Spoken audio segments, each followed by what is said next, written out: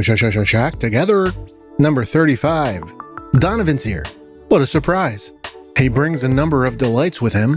Metaphor ReFantazio and Brothership is in. Co-ghost John is here to stay. He plays Sifu after quite a delay. Then it's game time in the spirit of Jeopardy. Who will prevail? Play along and see. Story time's a hefty one.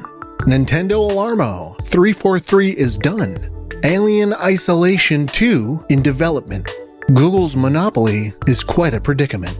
Undisputed review has arrived, as well as a review of Master Detective Archives. Silent Hill 2 review, it's good. NHL 25, a dud. All right, that's enough of that. Thanks for tuning in. We've got a big show, and we're going to kick it off right now. We got screwed. We really did. I don't know if you listened to the episode, John. There's one where I clearly rang in first. Like, that's so weird because, like, doesn't Joe? Don't you stitch these together, Joe? Well, he stitched my audio from my local recording. Yeah. So there's this one where he calls on TJ, even though everyone on the podcast who listened heard me ring in first. But all right, I believe Joe. The way the audio works, we have to understand how the audio works. I'm getting Craig's recording, which is from the server, which has no latency, so it doesn't match up exactly to the dump that I get. The payload that comes through Discord to my ears doesn't necessarily match reality. See, I can't help that. See, well, so we're not crazy, John. We're not nuts. No. That was what I heard on the recording. TJ still would have won. At least he would have won handily. He was killing us. He was crushing it. But it's not to take away anything from TJ, but it is to take away some stuff. Take away a little bit, not a whole lot. Yeah. We're not taking away the win, but we're just saying we're really just criticizing Joe. I mean, this is the indirect. Yeah. All right. Well, you know what? Today, put up or shut up, I think, with with the new setup. I mean, I gave Asif a very, very minor glimpse into what we're doing. Yeah, I think I kind of helped. I helped with this idea. Yeah, but, for sure. Dude, Leroy Bickerstaff keeps tweeting, man. He just keeps tweeting. Wow. I don't know if you saw it this weekend, Donovan. Leroy Bickerstaff said, This is the day when y'all gonna really start believing in 4. And then they lost to the Washington Commanders in a ass handing. I saw that. I also saw people dove a bit deeper into that, and I think the theory now is that it's not him, but a close friend, because someone said that he that account was connected somewhere to somebody went to school with him or something like that. Okay. It's one of his buddies or something. Okay, so it's not his burner account, right? I mean, I have no idea. It seems a bit shameless. It's worse than Katie levels if it was. Yeah, I don't know. Keeps tweeting though. He has zero. He follows nobody. So the thing is, Katie stopped when people found the accounts. He stopped tweeting from them. Mm-hmm. I feel like if you knew you were caught, you'd be like, "Oop." People got T-shirts about Leroy Bickerstaff that are for sale in Cleveland now. So yeah, it's nice. It's become a meme. So I was wondering if Joe was going to go full Leroy Bickerstaff about the latency issue. Oh, make a burner and then say, no, you know what? Joe's internet is fine. What would I say? People are going to start believing in Joe this episode. Y'all are going to love today's game. You're going to love today's game. This is some guy on Twitter he's following 0 people, but he's tweeting really positively about the Shack Together games. Leroy Stasio stuff.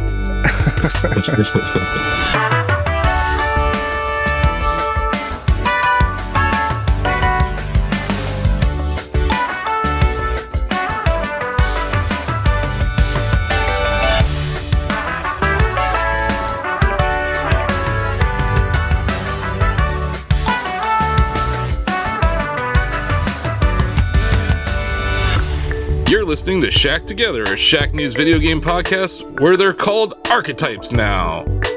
That's a Metaphor reference. I'm your host, Asif Khan, and today I'm joined by my co-ghost, John Benyamine. We call you co-ghost because you're haunting the podcast at times. Oh, ghost. Yeah. I think it's also because it's spooky time.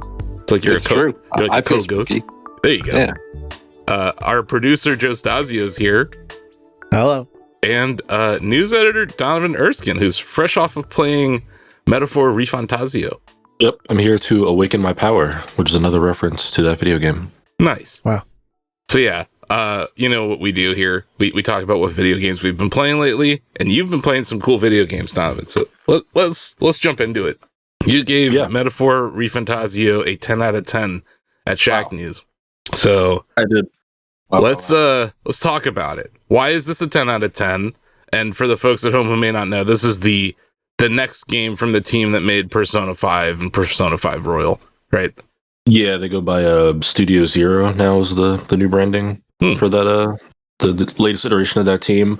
But yeah, I mean, in the summary of my review at the end, I say that arguably the worst part about Metaphor ReFantazio is that it's too close to Persona. Like, it just feels like fantasy Persona, which I'm like, if that's the thing that bugged me the most about this game, is that it's too much like what many believe to be the best RPG they've ever played. I really can't levy any substantial criticisms against it. It's just deeply immersive. All those systems I felt translated so well to the fantasy setting. I love the characters. I love the way it plays into its political story. The team composition, the way that you can like swap skills between the archetypes, made for some fun strategy opportunities. The job system, the day-night time management of it all. If you played Persona, I mean, you know what that's all about. But I thought that it just all worked for me. It fired on all cylinders. I enjoyed pretty much every minute I played of that game. So you mentioned like the time progression in Persona and how this game kind of mimics that. Is it like the same thing where there's like days? Is it like a week in time, or like it doesn't jump around in like a timeline? You know, it's a day-to-day calendar, but this is a fantasy world, so the weeks are 5 days long and not 7 days, and they're not like Monday, Tuesday, Wednesday. They're like Idols Day and Armor's Day and whatnot. That was hard to remember because they're all fake days. But yeah, there's events on calendars. Quests will have deadlines, or major story events will happen on, you know, the 24th of the month, and you can kill 3 days doing whatever, going through dungeons or hanging out with random NPCs or party members and boosting like your virtues, which is like your wisdom, or other skills of that nature, and those give you different like gameplay bonuses or stat boosts. I also like how that kind of mechanic gives a player focus, right? Because it's like you have 5 days until this big thing happens, and I feel like it was always it creates like anticipation, but also like anxiety about upcoming events. I feel like it's a cool mechanic that not every RPG has, and I feel like they nailed it with Persona. So it's cool to hear that they brought that over. They play into it really well because NPCs will also remark to you about it like on the street, and your party members will be like, oh my god, I can't believe that, you know, the speech is happening in 2 days. And I'm like, oh shit, that isn't 2 days. I gotta like 2 days worth of like party building and leveling up to do and like money gathering. There's I believe it's like this game's version of Saturday, like whatever the last day on the weekly calendars, that like all the shops do like 20% off discounts. So I remember there was like an armor piece I wanted that was like $50,000, and I remember having like save up and buying it on that Saturday so I could get it before like my next big quest was going to happen, and getting it for like 40,000. So it's a fun dynamic. So I have a question about like how I don't even know if it's fair to call them dungeons or whatever, but like, you know how in Persona you go inside of like people's minds, essentially. Is that the same in this game, or like how did these? Like, there's the overworld and then that other thing. You know what I mean? Like, how do they handle that in this game? Yeah, because I know in P3, there's like what is like the tower or whatever, I forget what they call it in the game that you go to at midnight. And this one is just like physical, actual dungeons. They call them that in the game. Whether that be like an actual like catacomb where you're going down, or like an open field. But it's physical locations. Okay, that makes sense because this is like a fantasy setting, right? And like, I feel like Persona, that was one of the weirder parts of it, is like you would go into these places that like weren't in real life, but they would affect real life. So that sounds like a material difference. Yeah, it's much more traditional. That's cool. I think some people will understand that more. I thought that like the way that Persona handles it really does lead to interesting storytelling, but I don't think it'll preclude anything from being interesting. So this is it's a story about a power struggle, right?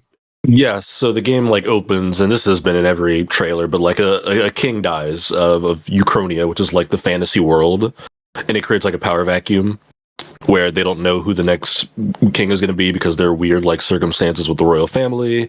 So then they kind of just open it up to a tournament, and it's kind of like all hell breaks loose from there with thousands of people trying to become king. So this is not a King Ralph scenario where John Goodman is found. No. Did anyone else get my King Ralph? I did get that. That's worth a rewatch. Is it actually? Yes, it is. Yes. Is it? Okay. Yes, it's actually holds up surprisingly well, and it's funny. Yeah. But yeah, so this is basically that. Okay, cool. But, King Ralph, the video game. I think that's the summary. Yeah. Yeah. I got a few questions for Donovan. Yeah, go for as a Persona fan myself. Is there an equivalent to the procedurally generated dungeons from Persona 5, like basically the grinding dungeon? There was one that I went to that felt like it was changing every time I went into it. I'm trying to remember what the name was, but I think so. There was one that I had to keep going back into. That was strangely my favorite part of Persona 5, the idea that like there's this time limitless place I could go to, and if I can survive, I am so powerful. Yep. I loved that place. That's cool. Yeah. I hope to beat that game, Persona 5, someday. I was gonna say I need to beat P5. Yeah, I've never beaten that game. I've only played the few. What platform did you play on? Maybe a dozen hours of. I believe that was on the Xbox when I oh wait, I'm sorry, for Metaphor. Yeah. Oh wait, that was also on Xbox, yeah, because they gave us an Xbox key for that. Yeah.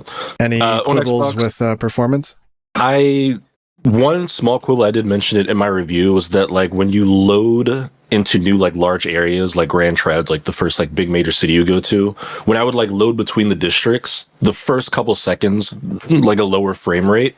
I'd notice, or if I like went out into the big desert in between cities, maybe for a couple seconds when I was like loading into that area, I'd see like some frame dips, but other than that, not really. Great. Not really, but Xbox does have the like, they think they call it play any or what is it, Xbox Resume or whatever, where like you just kind of load back in instantly, which these games have like online mechanics kind of. It's similar to like the Persona games where you can like see how other players beat levels or dungeons and stuff, but that's about it. But because of that, it was pretty cool to like turn on, and I would load in like instantly in most cases. Jumping in when my console was off. Cool. It looks incredible. I mean, the art is always what grabs me with any release they have. Grabs me first. Yeah. And this one, like in that particular regard, it's the best. This is the best one I've seen. I remember, I think I said on the show already, like Persona 5 comes out. I tell a friend of the show, Chris Buffa, greatest art direction I've ever seen in my life. Then you look at the screenshots for this. You look at the pause menu for this game. The pause menu sells the game. I mean it. They're funny. It's crazy. Beautiful. They make the best menus in any video game. Like just there's like this swagger to them, right? Like there's like a level of animation. Like you see a character, like depending on what menu sub selection you have, like it changes. The buttons look awesome. It's crazy. But like Donovan had a couple of screenshots of the actual like battle gameplay or just like walking around the world, and I'm like, this looks like you're walking around like a Salvador Dali painting. Like it's wild. I'm visually it's a visually stunning game for sure. Did you see the quote from I think it was the game director recently talking about the menus and P5 and Metaphor? Yes. Yeah. Like the game's menus are really annoying to make. Yeah. Oh, I bet, because like they're interactive. They're not just static. They're not just like, I don't know, a Madden menu or something. Like they spend a lot of time on that stuff. Yeah, and the quote was reflected on the accessibility issues they encountered. So it's like one thing to like make something eye-catching and very stimulating, which they are, But then it's like, it is fundamentally a utility.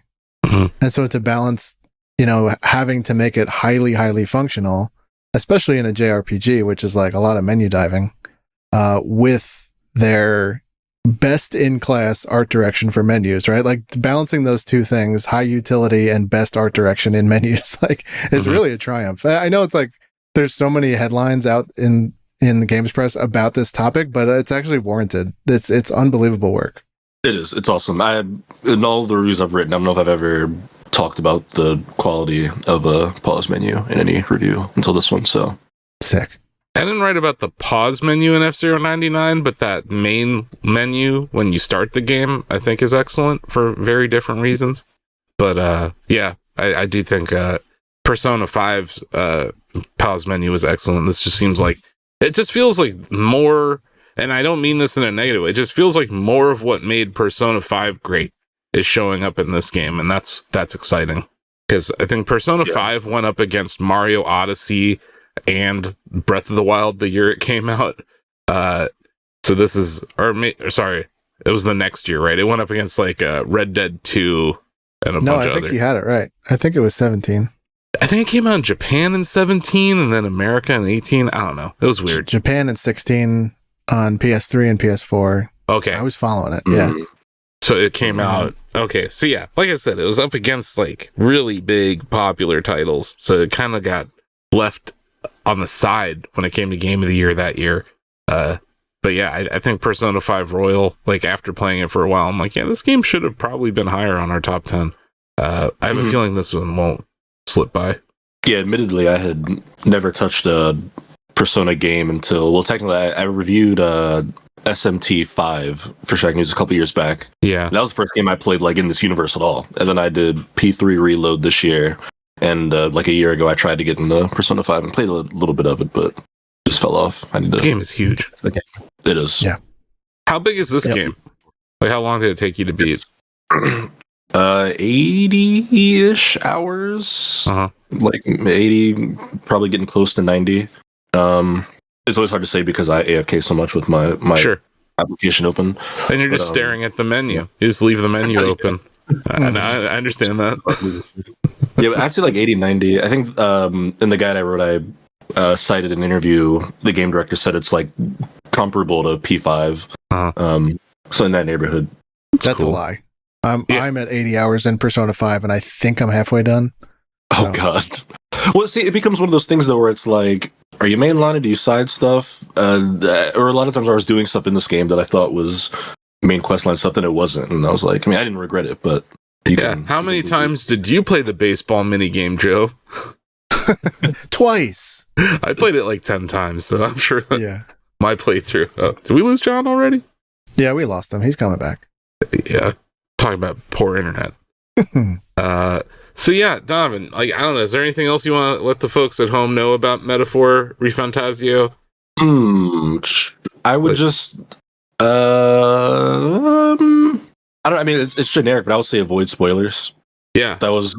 That game throws you for a loop multiple times. There are multiple twists throughout that story. Nice. That I was glad to have preserved as I played through. And even in some of the like review content I've seen, people have been a bit cavalier talking about some of the aspects. Without spoiling it, is this a franchise that can have a sequel? Yeah. It could. Will it? I don't know, but it definitely could. I mean, they could even do like a Persona approach to it, right? Where Metaphor 2 could be different characters. Yeah. Okay. Different time. Yeah, I think it's just cool because they've created like a new setting for this like equation. That was my thing, like playing through, and the way that they flesh out the world is incredibly detailed. I was like, man, there's no way that this world exists for one story. Yeah. Really. I mean, it very well could, but they do a great job with like the in-game like glossary where you can read every single character you meet, every location. You can like go by like the races and religions and like read the history between them and the like social dynamics at play. Yeah, they've got like a story so far thing where you can kind of get little summaries of every mission. It's just very detailed. And I'm like, they're laying groundwork here. So I would be very excited if they did Metaphor 2. But I think it'd be different characters though. It'd definitely be the Persona model, I think. Here's another crazy question I had, because we're going to talk about video game movie adaptations here in a second, and Sega has been doing a lot of this. Do you think that this franchise could be a movie? Okay, it should be, and I would say the same for the modern Personas, because the cinematics in this game are gorgeous. Like the 2D fully animated cinematics you get for the big story beats. Yeah, they're stunning. I was like, if this was 25 minutes and came out every week, I'd watch this. I know they've done Persona movies or shorts, yeah, some sort of adaptations of those game stories. But yeah, I would love an original week to week anime or a movie adaptation of it. I think that'd be dope. But it would have to stay animated, stay in this art style. Don't get any crazy ideas with it. No. I'm not saying hey, we should have a live action one on HBO Max. No. I'm saying this should be kind of like what they did with Final Fantasy: The Spirits Within or something. There should be a proper high budget CG movie from one of these franchises. I think that'd be neat. So wait, that's not all, dude. You went to New York and you got to play Mario and Luigi Brothership? I did. I played about 90 minutes of it. I played Twisty Island, which they said was one of the first islands. They were it'll either be the second or third island you go to, depending on which direction you head. And then I did Merry-Go Island, which they told me was 15% of the way into the game. So here's what you said. You said Mario and Luigi Brothership is a voyage to reconnect the world. So I ask you, Donovan, is this a Strand game? Dude, I think so. I said this in our Slack. I was like, when they were giving us the presentation, I was like, this might be a Strand game. Because it's the world's called Concordia, and there's this world tree called the Unitree, and it gets destroyed. And previously it had connected all the islands, and now you're on the ship, and you go to each island, you do the quest or advance the story there, and then you connect it. There's a physical golden glowing tether that connects it back to your ship. And also your brother's on a ship and the game's called Brothership. The puns. Yeah. Have you played Death Stranding? Yeah. There's a guy named Heartman who wears heart glasses. You know? I don't know. I think we got a Strand game here. Yeah, I fear it is. I would not argue against it. In fact, I might argue for it because it definitely feels like one. But yeah, it was cool. I haven't played one of these games, man, since the DS. Sure.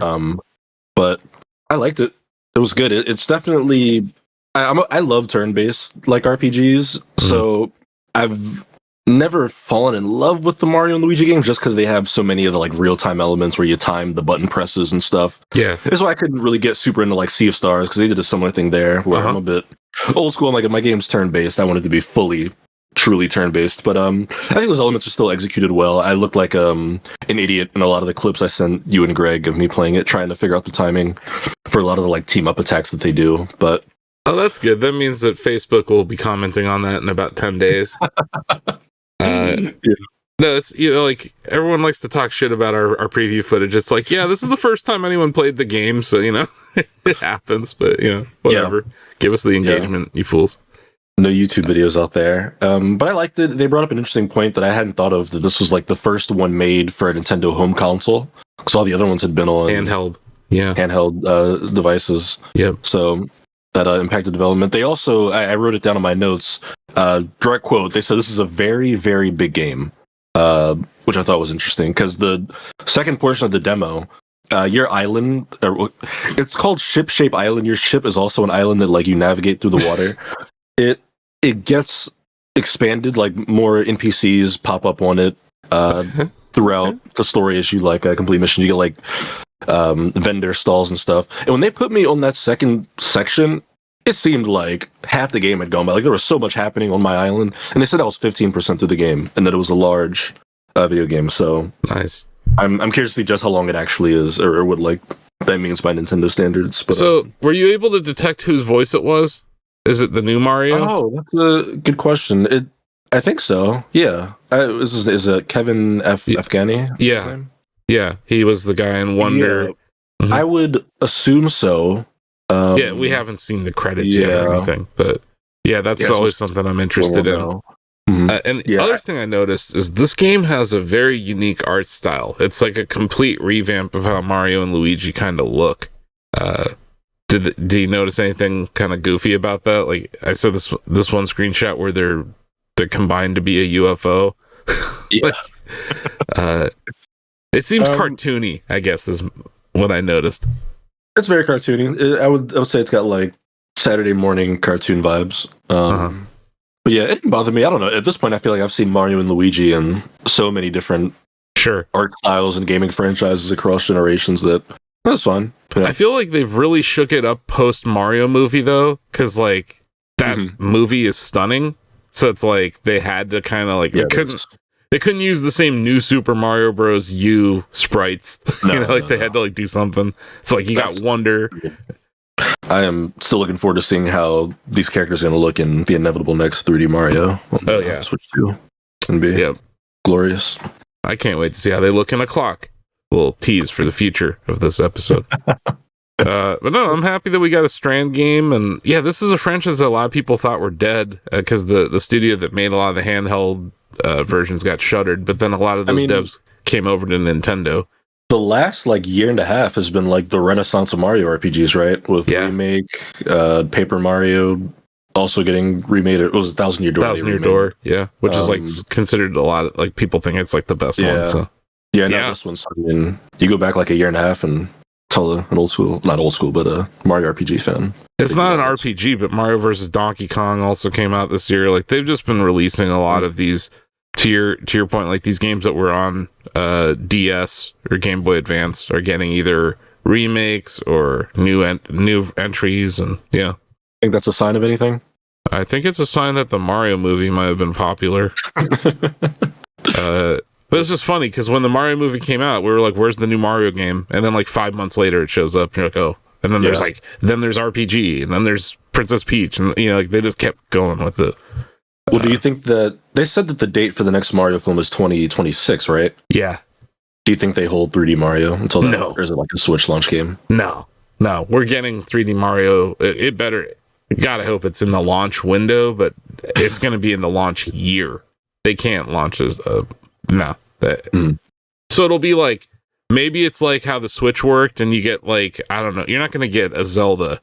We're not getting a Zelda Tears of the Kingdom size game next year, but maybe there's like maybe Metroid is that launch title, and then in the fall you get Mario, so that would be like 6 months before the movie kind of thing.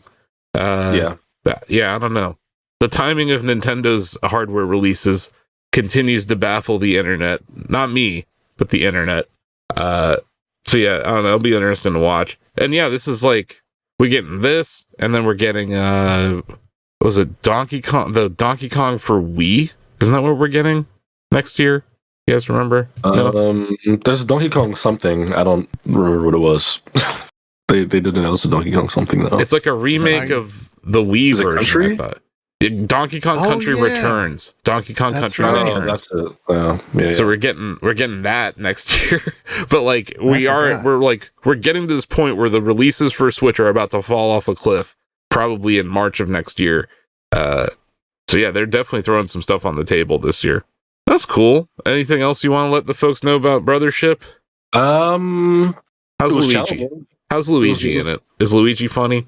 Luigi's funny. They have a new feature made for him. Or I'm assuming it's new. Like I said, I haven't played the last couple, but it's called Luigi Logic, where because you run around, you control Mario, and like Luigi follows him, then you can make them jump independently. But you just press like the left bumper, and Luigi will like go out and interact with like random things in the overworld. Like if it's like a box that you can like smash, you don't have to run over as Mario. It'll like glow, and Luigi can just like go and do it. Or there was like a maze where we had to manipulate it to twist it around, and I just hit the button, and Luigi ran over to it and pressed the button. So there you go. Luigi. It's like Star Wars Outlaws pet. Yeah. It was like Nick's. The pet has been relegated to being a pet. Relegated to a pet. Look, in the Mario movie, Luigi was not a pet. He saved the day, John. True. So just remember, Luigi was the real hero in the Mario movie. I will say Mario and Luigi is one of those series. I think it's underrated. I don't know if it's as popular. I don't think it's that popular, right? I mean, they're not like huge bestsellers, but like Superstar Saga, even from the start, just the sense of humor in those games. But I think Superstar Saga was probably the weirdest one, like the weirdest, most abstract humor, it's worth it. It's worth like playing through right now. So I'm looking forward to this. This should be good. Yeah, this is gonna be a nice RPG. You'll probably play it over the Thanksgiving holiday, and it's gonna be fun to play with kids. Yeah, I think it's coming at the perfect time because this is late cycle, so there's tons of Switches out there. I think this gives Nintendo the best opportunity to show this game in front of like a larger audience, John, because like it was like a DS or a GBA game, which not that the DS wasn't popular, but the Switch is largely becoming the GOAT rapidly. Cool. Well, Donovan, clearly you haven't had time to do anything else. You've been reviewing Metaphor. I did want to ask one other question about Metaphor because you mentioned turn-based. That game did introduce like some action RPG elements, right? Yes, and it's something that Joe mentioned on an episode I wasn't on recently because he played the demo. Yeah, where you can, when you're in the overworld, you can like just swing at enemies freely, and if you can analyze them. If they're weak enough, they just like auto die after a couple hits. You get the XP and loot, and then if they're like at your level, you still do some damage to them, and you catch them off guard, and you get like the jump on them in combat. And then it jumps into turn-based from there. Like, yes, is it like, oh, that's cool. Yeah, well, it prompts you, so you'll hit it as much as you can, like a meter will fill up, and then I was on Xbox, it was like press Y, start squad battle, or I could have just not done that and ran away, and it would have like blinked for a couple times and like reset. But yeah, huge quality of life thing, because I mean, any RPG where you're jumping in and out of engagements like that is exhausting. Even doing P3 reload early this year, I love the like intro music for combat in that game, but by the time I was done playing it, I hated it because you hear it so many times. Even if you plan on like running from a battle, it's like 20 seconds of watching cinematics and stuff. So yeah, that was pretty cool. And you can also auto restart battles now in Metaphor. You just hit again on the controller, you click on the left stick, and you just restart a battle whenever, which is good when you know that the the tides are turning against you. That's cool. And you can just but you retain like information, so like enemy like weaknesses and resistances and stuff. What was the other one I mentioned? You can keep fighting when you're the protagonist dies. It's not like an auto fail. Yeah. The lead character goes down. That's huge. Which is always frustrating in RPGs when that happens. Yeah. Kind of skews your team building and stat allocation. But so yeah. That game comes out when? Like this week? I think tomorrow, right? Okay. Officially, tomorrow, yep. Wow. Okay. Mm-hmm. What platform am I buying this for? That's what I'm saying. I saw a Steam Deck review that said it's not bad at 30 frames, but I don't know. I enjoyed playing on Xbox, but I did secretly lament that I didn't get a PC key because I would have loved to play that game on Steam Deck. But it's great on console. Yeah. Do you have a Steam Deck? I do. Yeah, I have a Steam Deck OLED. Oh boy. Indeed. Yeah. I got. Do you like it? About a month and a half ago. I do. I luckily I bought it like right before I did a bunch of traveling. I did like Flight Sim event, then the New World event. I've been enjoying it. I like it. It's beautiful screen. The like button placement took some getting used to, but I like it. My only complaint with that thing is how big it is. But yeah, it's huge. I was like using it one day, and I think that was like the same day we did like a Mario Kart stream, and I picked up my Switch, and I thought I was gonna like break in my hands as I lifted it up.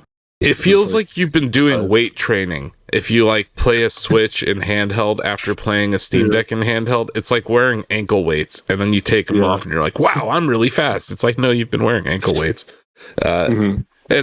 Look, some people love that thing. I think it's heavy and big, but it's cool. It's a bit cumbersome, but like using it. I have a friend who lives like in my town. We do like movie nights and stuff. It's like a good like sit on the couch and just kind of play Balatro or whatever the hell. I want to play this thing on a big screen. Like I want my 80-inch television to be playing Metaphor. So Metaphor, yeah, that's fair. I'm thinking either PlayStation 5 or Xbox for this. Maybe PlayStation 5 Pro, which went on sale at Best Buy earlier today. Yeah, also went on sale at GameStop. That's right. I did not buy one. Boy, I did not buy one. I did. You don't want the 30th anniversary edition? I'm good. Looks like the PS1. Yeah, I'm good. I mean, I want it. I never had a PS1 I had a PS1. The small. Oh, so you mean that tiny ass one? Oh no, I mean just either. I didn't have any of the first generation PlayStation. That was back in college, man. It was like, I don't know. I could either get Wendy's for a week or 2 or 5, or yeah, for Wendy's for a couple months. I mean, yeah, but whatever. PS1 was still pretty expensive. It was, and it didn't have many games at first, so I was like, eh. One of my friends had it, so we played Final Fantasy VII on it, and that was kind of it. And then it was that NBA shootout game that got me. Yeah, it had Live 95 on it too, that I think ran pretty well. So yeah, I picked it up. Like, we had one in the dorm, so I didn't feel compelled to have it. Like, I had the N64, my friend had the PS kind of thing. Yeah, division of labor. I did try to pick up that the 30th anniversary one, because Mr. Wario on Twitter said, "Hey, it's on sale." I'm like, you know what? Let's see. I'm not going to get it because it's not going to be available. And lo and behold, 10:01, it's all sold out. Well, this is a tease for a future story on this episode, but I have a theory about a rival company and how they're going to handle their release of hardware in the future. But scalpers suck, man. It's the worst. I agree. So, John, what have you been playing lately? I am trying to keep it. I don't know. I keep it casual. So I'm playing Sifu because that came out on Game Pass. I missed it when it first came out. Sure. Pretty cool, actually. Pretty good. I mean, I didn't know what to expect. It kind of throws you in, so you're not exactly sure of the gameplay mechanic. It's almost like a roguelike. I think it's kind of like a roguelike. It kind of feels like that. Do you remember the NES game Kung Fu, John? It kind of feels like that, but like 3D. But 3D, I think, because the constant action. Yeah. And I will say, like, this is one of the few games. I can't really think of another game, but my brain is maybe broken. It feels like an action movie. And I don't know too many games like that. Maybe Gears of War at some time, maybe like the end of Halo 3 or something. But, there are sequences. But Sifu, man, it feels like John Wick. I mean, it feels like you're really playing that game, and it's the combos and different moves and like trying to keep the combo going. It's pretty awesome. That game is dope. And I was going to ask you, John, have you seen the mod where you can play as John Wick in that game? Yeah, I haven't. That's crazy. Really? Oh, yeah. People have modded it. I think that's the only thing they change. Your character model becomes John Wick. I've seen one. That's pretty funny. The Turtles, the Power Rangers, Daredevil. All right, that's pretty funny. Yeah, that's cool. No, really good, really stylish, beautiful game. I mean, French development house. I think it's I forget the name. I think it's Slow Clap, if I'm not mistaken. That sounds right. Yeah, so like just gorgeous. Like you were talking about, Metaphor and the menu system and Persona and the pause screens and things like that. I'm really impressed by just the style of it. I mean, the colors, the lighting, it's super cinematic, and pretty fun to boot. So I've been playing Sifu, and then Balatro. Is it Balatro? Balatro? So I call it Balatro, but I have never heard anyone actually. I want Local Thunk, the dev, to just post a video of himself saying it, because I don't know how to pronounce it. I always feel dumb when I say it, but it's either Balatro or Balatro. Either way, it's a delightful game. What are you playing on? It's Latin, isn't it? So we should just get like a Latin does professor. Not help. I didn't. Yeah, it's a dead language that they taught in my high school for some reason. Yeah, did not teach. Why were they teaching us Latin? Like, hey man, what? Like, I learned French in high school, which is damn near worthless. But like Latin, like, why weren't they teaching us like Mandarin or Cantonese or something? I don't know. That's fair. That's fair. Okay. It's apparently Balatro. Balatro. But with that emphasis too. Balatro. Very melodic when you say it. Balatro. Okay, fine. Balatro. Oh, see that? Balatro. Yeah, I played it before when it first came out on Switch, and had a good week and a half, addiction to that. Sure. Like pretty awesome until I was like, what am I doing here? I gotta stop. But it's perfect for a plane. If you're traveling, it's great. Like it's a time vortex for traveling. So it's good for that. It's really really good for traveling. I ended up getting it for Apple Arcade.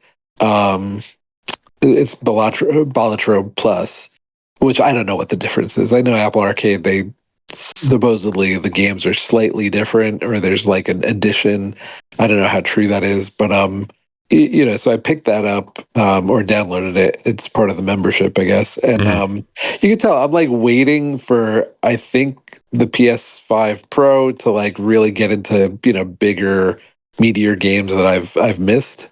So I'm keeping it to like some games that like are already involved with my membership. So that's where Sifu now on Xbox Game Pass, and then Balatro, getting back into it on iOS on iPhone. It runs better. I mean, it's not a graphical powerhouse. I don't think it really matters. But beautiful game, like so compelling. So addictive. Like for me, I'm starting at 10 p.m. I knew it was a problem. I knew that was a stupid move. I'm like, oh, let me play a couple of games of Balatro and veg out a little bit. And then like 1:30 a.m. I'm like, oh my god, I gotta drop off the kid at like 7 a.m. Like this is a problem. So that was a bad move, but that's a testament to how good that game is. Yeah. Excellent. So it's good on mobile. It's unfortunate they couldn't port it to be like one-handed gameplay, but I understand why it's the way it is. The other thing I would say is the font is so goddamn small. That, like, it is, because while I was getting sleepier, because it was getting later, and you just take off your glasses while you play it. Yeah, I'm like, oh, what is happening? It was like, I'm like, I need the iPad version, or I just got to get it on iPad. But yeah, really good. And what I've noticed is it took me a few days, I think, to get my first clearance on Balatro. And like last night, I first time playing it. I think that's just because I know how the game is. I think that's going to be for everybody if you've played it before. But within the second game, I'm in. Like I already beat one deck. By the end of the night, I beat like 2 more decks. Well, you kind of remember your little strategies. So, but like, you also progress, right? Like you unlock new jokers, right? Like you do, and you understand the strategy, or you develop your own strategy, I guess. But you stop like trying to hoard the money, saving up for like the perfect joker. Yeah, you kind of just have to go for it, and most of the runs you're not gonna get anywhere, but there's some runs where you're like, oh, this is fun. Like now you're OP, and it just becomes very different kind of feeling to it. So it's pretty cool. That's what I mean, though. It gets like more rewarding the more you play it, and that's a dangerous gameplay loop. Yeah, it is. It's like it is a roguelike, right? Yeah. So you're right. It's like Hades or Dead Cells, or it's like a very good roguelike. You're absolutely right. Where all those feel very rewarding as you keep playing through them. So ironically, the 2 games I'm playing are roguelikes, and there's a progression system to each one. It's cool. It's like the gameplay loop could get monotonous, but the upgrades and the different moves and everything, it keeps it fresh. So it's just so. The whole thing is just so well balanced, man. The celestial cards, the arcane cards, the spectral cards, the jokers, like being able to add different cards, being able to kill cards or change their suits. Like it was just so well thought out. It's really impressive and it's such a simple idea, right? It's an elevator pitch. Oh, we're doing poker, but it's a roguelike. Like what? But it's also like solitaire. What? Okay. But man, this is going to end up being one of the games of the year. I think it's really hell of a story this year. Hell of a story this year. I will say, like, those are the 2 I've played. The one that I've been playing that I actually really like, but I don't want to play it in these like short fits of like a half hour here and there. But then again, I got myself into Balatro for like a few hours. Go figure, or a couple hours. But no, it's 7 hours, fellas. No, it's Zelda. Like Zelda is just, it's great, but I really, that's what I'm enjoying on the screen. On the big screen, and like it's such a gorgeous game. Whoever was saying, the engine is kind of chugging or whatever. No, it's not. It's a beautiful game. This is fine. It's like it's really pretty. I guess there's people who don't like the gameplay mechanics either, and I'm like, I'm sorry whoever hurt you. Like, I feel bad for people who are like, this isn't fun. I'm like, yes, it is. It is fun. You just don't know how to play video games. I'm sorry. I saw Donkey's video on Zelda, and he did have the one criticism I have. He kind of shared it, which is there's a lot of talking sometimes, and I think that's a testament to the gameplay just being fun. I don't think there's actually a lot of talking. It's not.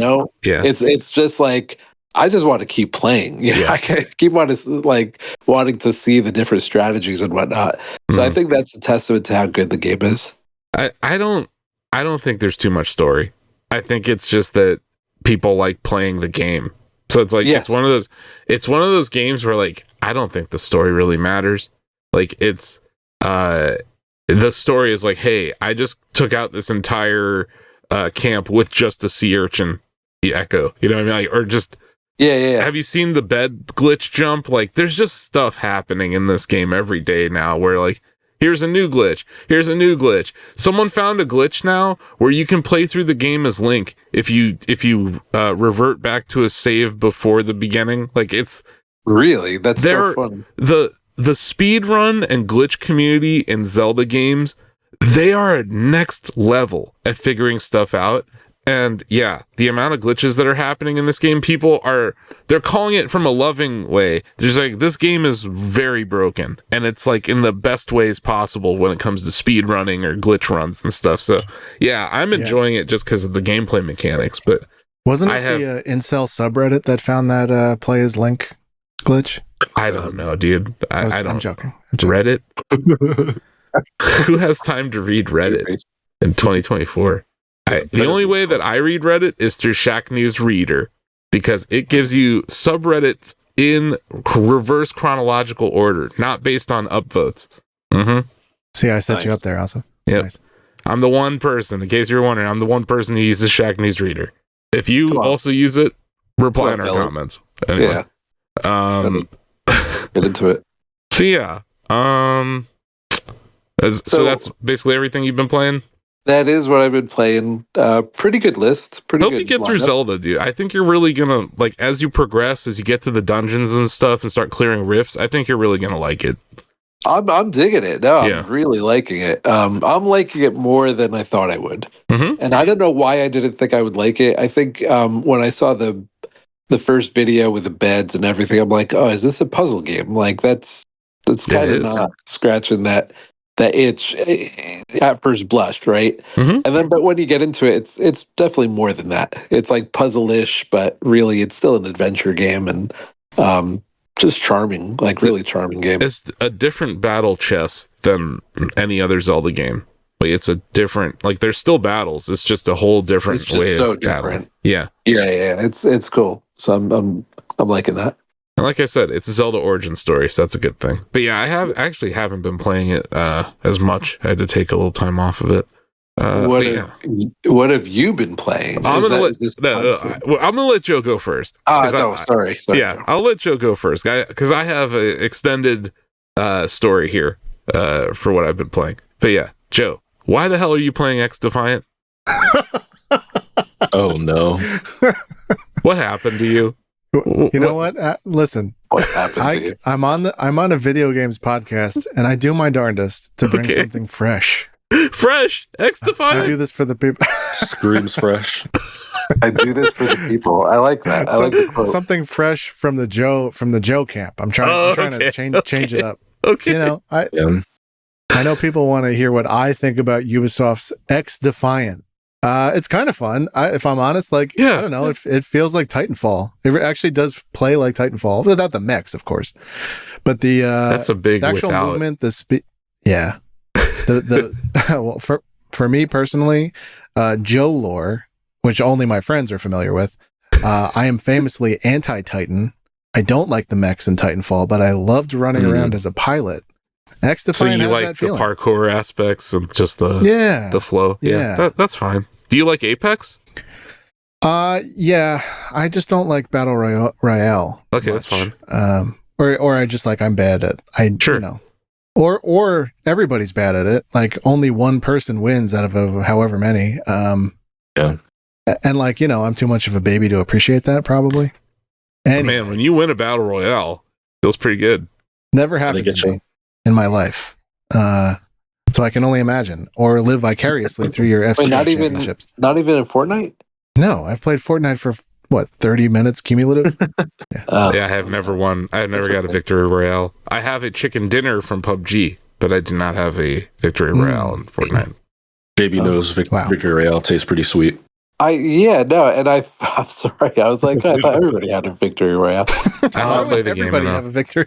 I thought this was like an algorithmic thing because, like, I hopped back into it several months ago. I got like addicted for a month, and the first time out, I got a victory royale, and I'm like, Epic knows what it's doing. I will say that Joe and Us, if you guys both played 2 Fortnite games, you would win one of them right now. I would think so. Yeah, I think they balance it pretty heavy for you. But I don't want to do that. But they're adding that's different. That's movies. That's really all it boils down to. Is like I just don't want to. But. So wait, X Defiant. So that's an Ubisoft free to play FPS game. Free to play. Ubisoft COD. Interesting. What made you go for it? Was it the Titanfall? Is this your friend group? Stuff, or? Is your friend group getting you involved in this? Yeah, this is their bad influencers. This is them offering the joint, right? And I'm like, no, I shouldn't. My parents don't want me to. I'm like, just take a hit, Joe. And there you go. Addicted. It's not bad. You know what is bad about it? It's not. Yeah, well, I think it's like it is a punchline. Everything Ubisoft puts out is a punchline, kind of. Sure. I don't mean that I'm necessarily making fun of them, although I definitely have tended to over the years. But like their reputation is so in the toilet that X Defiant's existence, I think, is comical. It just I say I'm playing X Defiant and you guys smirked, and like I don't blame you. But if I take like a sober look at how it went, we did like 2.5 hours and it plays pretty smooth. It has that like budget FPS problem where they're obviously not investing in like the perfect server experience. A lot of trades like early Destiny. So like if you were really hardcore and like your main goal when you play an FPS is to win, I could see you getting pretty frustrated, but just game feel and sort of turn the brain off factor of multiplayer, which I think is becoming more uncommon. Like everything is very tactical. That's like in vogue right now. A lot of these multiplayer games I find to be too strategically minded, which isn't a bad thing, but like I'm playing casually with friends that play once a week. We are not going to be able to compete with kids 15 years younger than us who are going hard every night. So I like that this is kind of stripped down. Yeah, it's good. Frankly, I think it's pretty good. I liked X Defiant when I played it in its like preview or beta, whatever, before release. It reminded me of Call of Duty like 10 years ago, which is when I played it more. It felt like a simple, straightforward shooter. I think it's even faster than that, though, right? Like probably that's where it's sticking out to me. It's very snappy. It runs at 120 on Xbox, which is kind of nice. Yeah. All right. So the other game I'm playing falls in a similar category, although I'm not playing multiplayer. In Diablo 4 Vanilla, I did not get the patch. You're not playing Vessel of Hatred. You're just playing Diablo 4.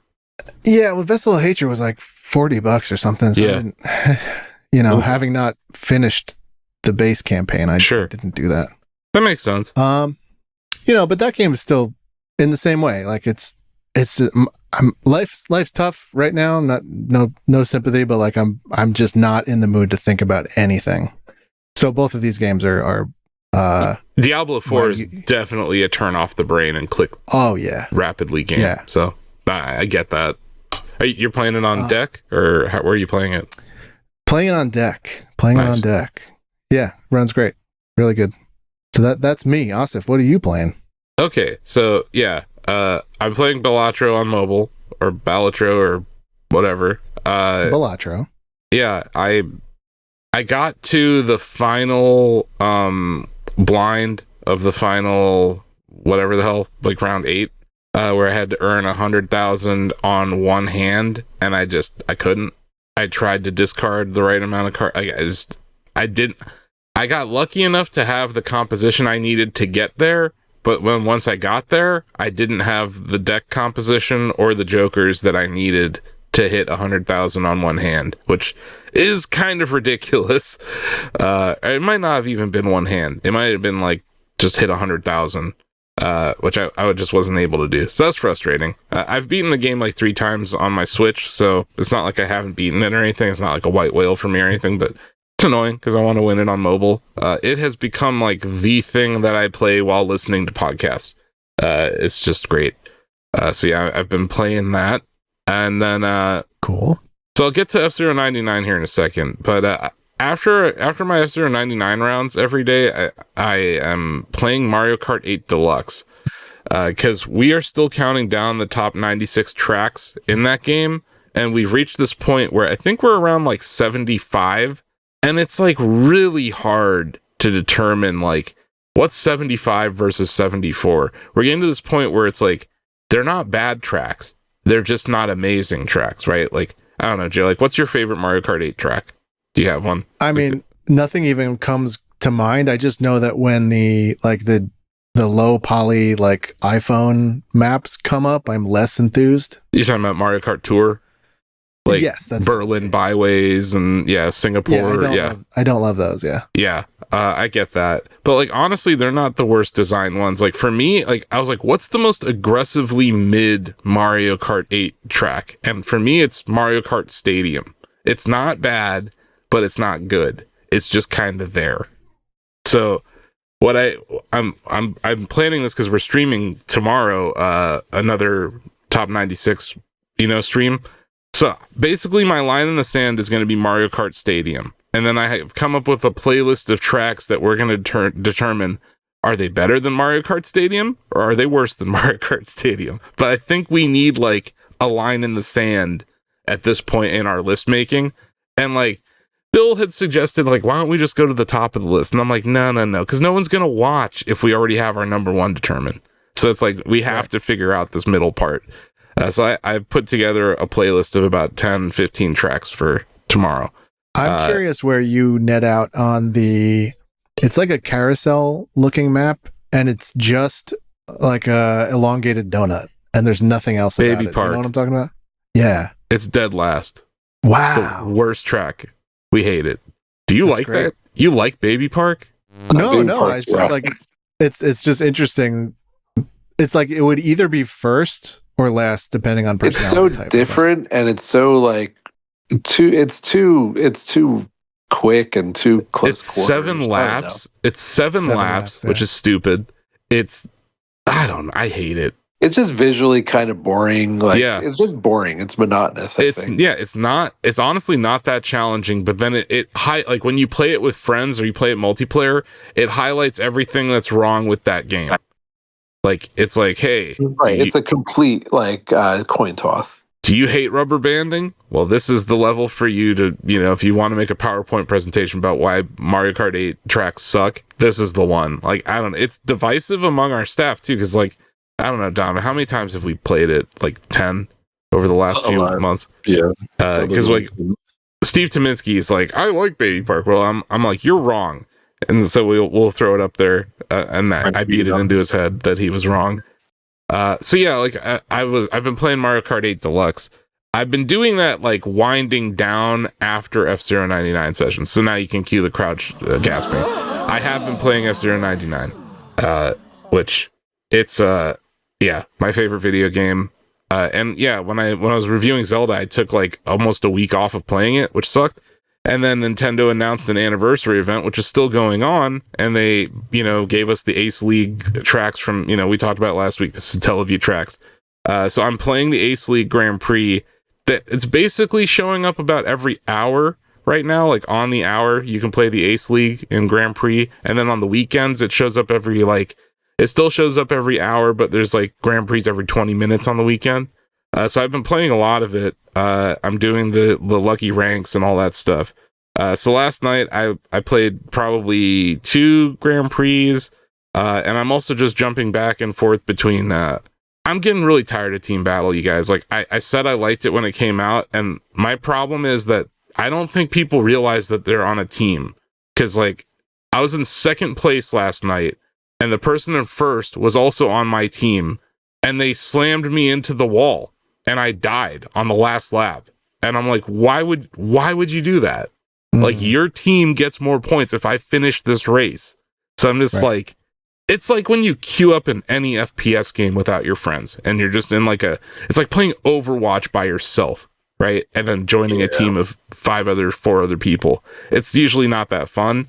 That's starting to happen with F-Zero-99's team battle. And like, Nintendo, Doug Bowser, please, let me queue up with people. Let F-Zero Discord join forces, and we would just roll around wrecking everyone. Maybe that's why they won't do it. But I like the mode. I almost finished first like twice in it, and I was like, you know what, screw this, I'm going over to F-Zero-99 mode. I got like a 3rd place on Mute City 4, so this is only a week after it came out. I placed 3rd on Mute City 4. In the Grand Prix, I have not made it to Silence 2 yet, but I have made it to through Sand Ocean 1 and Sand Ocean 2. What I think's cool about both the Sand Oceans from the Satellaview is there is this, like, I think it's in the 2nd lap, a sandstorm hits, and it really does affect visibility on the tracks. That's kind of cool. Yeah, Big Blue 2 is awesome. It's got sweet jumps. So I'm enjoying all that. So last night, I died on Sand Ocean 2, which is that 4th track of the Ace League. And I was like, you know what? I'm racing pretty well. I already did my lucky ranks for the day. I've unlocked all of the Samurai Goro emotes now. So I have, there's one where he's smirking. There's one where he's like slapping his head like kind of a face palm. There's one where he's shaking his fist at people. And then there's one that's just like a chat logo. So I have all those. I have them assigned. Like you can assign emotes to auto appear when you get knocked out or when you win a race or like whatever. So I think that's kind of neat. And then obviously you can still spam the emotes in the pre-race lobby. So I've enjoyed all that. But yeah, last night I was like about to go to bed and the mini pre shows up. And I was like, you know what? I'm racing well. I'll be honest with you guys. I'm probably racing the best I ever have. I'm at S6 license right now, and I'm a few points away from hitting 99 rank, which would be a big deal. Okay, nice. So I'm racing against these people with like 3 stars, you know, like that. If you have 3 stars, it means you've gone from 0 to 99 3 times. Like you've played 3 times more than me, essentially. So yeah, I enter a mini pre, and the first track is Mute City 1, which is the first track in the game, right? And I've been on the record as saying that, you know, the Fire Stingray is not really equipped to win that race.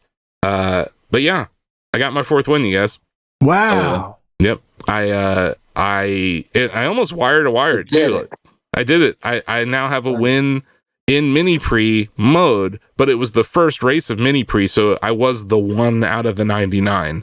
And maybe I'll post a clip of it or something. That last lap, going into that last turn, I had no energy, and you know how there's all those red drones in the way that are flashing and trying to kill you. So I've gotten really good at avoiding those things, because if I hit one of them, I was dead. But I was like way out in front, and I was able to survive it. So that was really fucking cool. Cool. And then so this is a mini pre. It's a 3-race Grand Prix. The next race, I placed 5th. I'm still in first place overall. I was actually tied in first place overall going into the 3rd race, which I believe was Port Town. No, sorry, it was it was Red Canyon 1. And I was doing very well. I was like in 2nd place. No, sorry, it was Port Town. It was Port Town 1 Mirror. And I died on the last turn of the last lap in 2nd place. And the guy who killed me ended up winning. So that was pretty devastating. But that's the furthest I've ever progressed in a mini pre, or at least the highest rank I've ever progressed going into the last one. So it was neat seeing my name at the top of the leaderboard after 2 races. But yeah, I did die. But yeah, at the same time, I did win. So now I have a 4 over my character's my pilot license, or when I'm in a pregame lobby, you'll see a number 4 over me instead of 3. Nice. So that's 4 victories across 4 modes. So I think that's pretty cool. But I still Well don't done. consider it like a win-win because I didn't actually win the mini pre, but I did win a race in the mini pre. And I've never placed first on Mute City 1. So that was pretty cool. I will say this about Mute City 4. It's like they let 12-year-old me make a Mute City. It's like, okay, add sweet jump here. How about we put 4 boosts? Like, it's the... I don't know. You guys know Mute City, that last turn on Mute City, right? You kind of have to cut it kind of close. Going into that turn on Mute City 4, there are 5 boosts. So you're going the fastest you possibly can into a turn where you need to slow down. So I like stuff like that. But Yeah. I've gotten pretty good at racing those first few tracks on the Ace League. Yeah, I got to win. Feels good. That's great. That's great. Number 4. Yeah, Congrats. number 4. And yeah, like I said, I'm racing well, so I'm not... I do think I'll end up winning a mini pre. I'm still trying to win a Grand Prix. The competition is ridiculous right now because the game's update really brought people back. So it's just, you can tell, like, normally, like, I don't know, a month or two ago, because of my rank, I would load up a lobby and it would be similar people from my last race. Like, I would recognize names. Now I have there's no way. It's probably gone from like 10 to 20,000 people to like 100 or over 100,000 people playing it right now. So, yeah, it's great. I would be curious to see if you plugged in hardwire Ethernet, if your performance would change in either direction. I am hardwired. Are you insane? Of course you are. I should have just assumed. I'm Bro. like, what? Are you insane that I would play a Nintendo online game over Wi-Fi? No way. No Wow. way. Shame on me. No way, dude. No. Yeah, that would be terrible. I don't know. Have you ever played Smash Online? I have. Yeah. That's all I gotta say about that. But yeah, so like the way it's really been working is like I play F-Zero 99, I knock out my daily so that I can unlock the emotes or whatever, progress in the seasonal event. And then when like I die or something or I get frustrated, I'm like, screw it. I throw on Mario Kart 8 Deluxe and I'm like, okay, let me knock out some of these tracks. So I've been bouncing between the two of them, which is weird because accelerate in F-Zero 99 is the B button, and in Mario Kart 8 Deluxe, it's the A button. Oof. Yeah. So that's annoying. But yeah, I think I'm going to get better at Mario Kart 8 because I like, most of those streams, I'm not really trying. Like Donovan's super try hard. Steve T is super try hard. I'm just kind of there. Shots no. fired. You should see them though. Like these kids are like, they're trying super hard. And I'm more just like, I'm trying to actually assess the track. You know what I mean? Yeah. Shame on you, Donovan. You're there for assessment. Why are you trying to win? No, I understand the competition. And like Steve wins like, I don't know, 8 out of 10 times, right, Tom? Like he wins a lot. And Craig has theories that he likes to give us about how bananas don't matter. But they do. Or not bananas, coins. Yeah, coins don't matter. They do matter.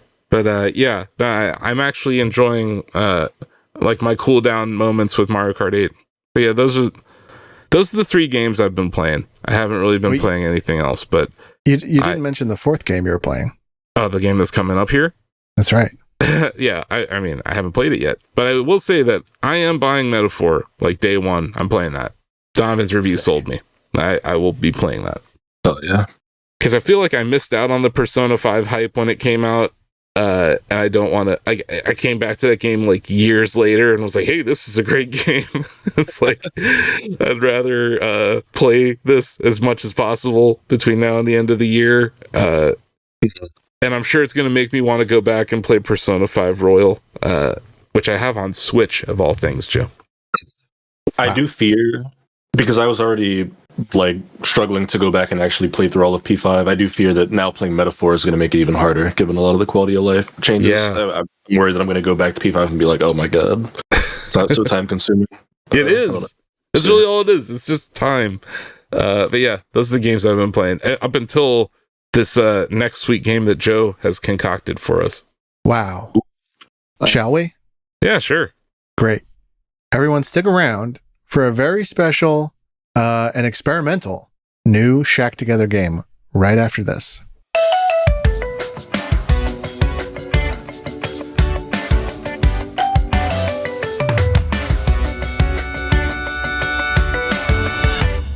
You are listening to Final Jeop-horror-dy. That's right. Final Jeop-horror-dy. You know it, you love it, made famous by Channel 7, 7 p.m.s on weeknights. We used to watch. Channel 7. Yeah, right. You know, that global station. Yeah, the New York Central. Yeah, sorry. Channel 7. Yes. East Coast Channel 7. It's Channel 5 ABC here in 7. Canton. Okay, ABC. Yeah, I Channel think it's 5. ABC. It's Channel Right. 5 here in Canton. But no one has channel. Who are we talking to? Who has channels?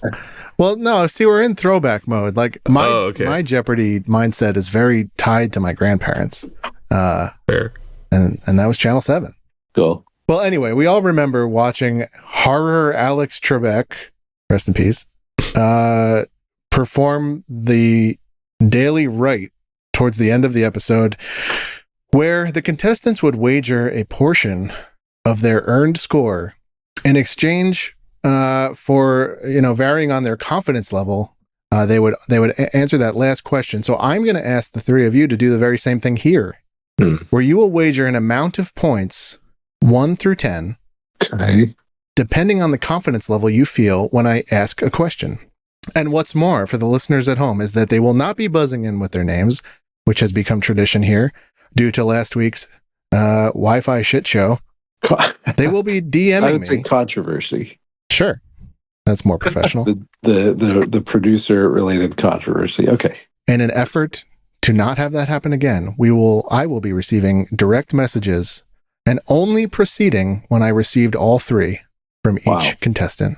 Okay. So, today I offer you Jeopardy-style answers, which you will provide the question to. Get it? So It's like Jeopardy.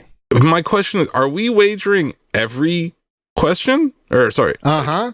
Okay, that's So not this like is- Final Jeopardy. That's This different. is a daily double or Yeah. Final Jeopardy every question. Yeah, it's like everything's Yeah, a daily double, basically. Okay. Or everything's So, a Final Jeopardy. but my Everything's question a is, Final Jeopardy. What? So we're starting with 0 points, right? Yeah, you can have a negative score. Okay. That was my question. Okay. Mhm. So we could be in debt to horror Alex Trebek here. That's right. Also, I have a question for Joe. Have you ever watched Jeopardy? Because this seems like a departure from Jeopardy. Okay. Also, did you fix Yeah, your sorry. Wi-Fi? Go ahead. This is So it doesn't. totally So departure. it doesn't matter who texts you first. No. Okay. Okay. So you I guys will don't be have to playing say your the- names. There's no name saying, and we'll see And- if I work up the balls to put in the Jeopardy music. Do we have to answer in the form of a question? Yeah.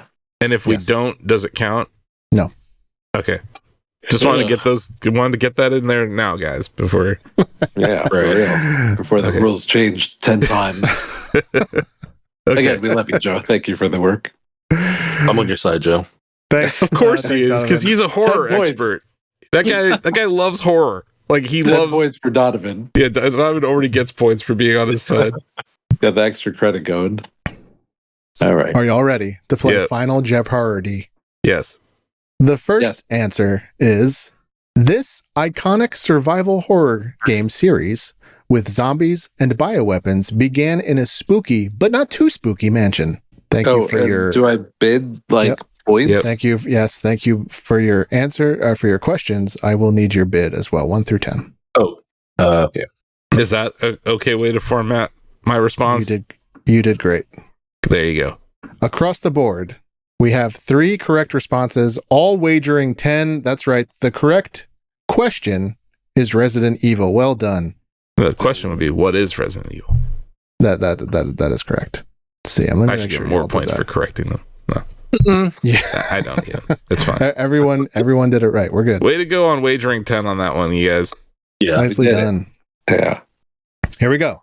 Set in a foggy, eerie town, this game combines psychological horror with disturbing visuals on the original PlayStation. Dun, dun, dun. Can I ask a clarifying question? No. Oh, look at this. A clarifying question. You know how they do in Jeopardy?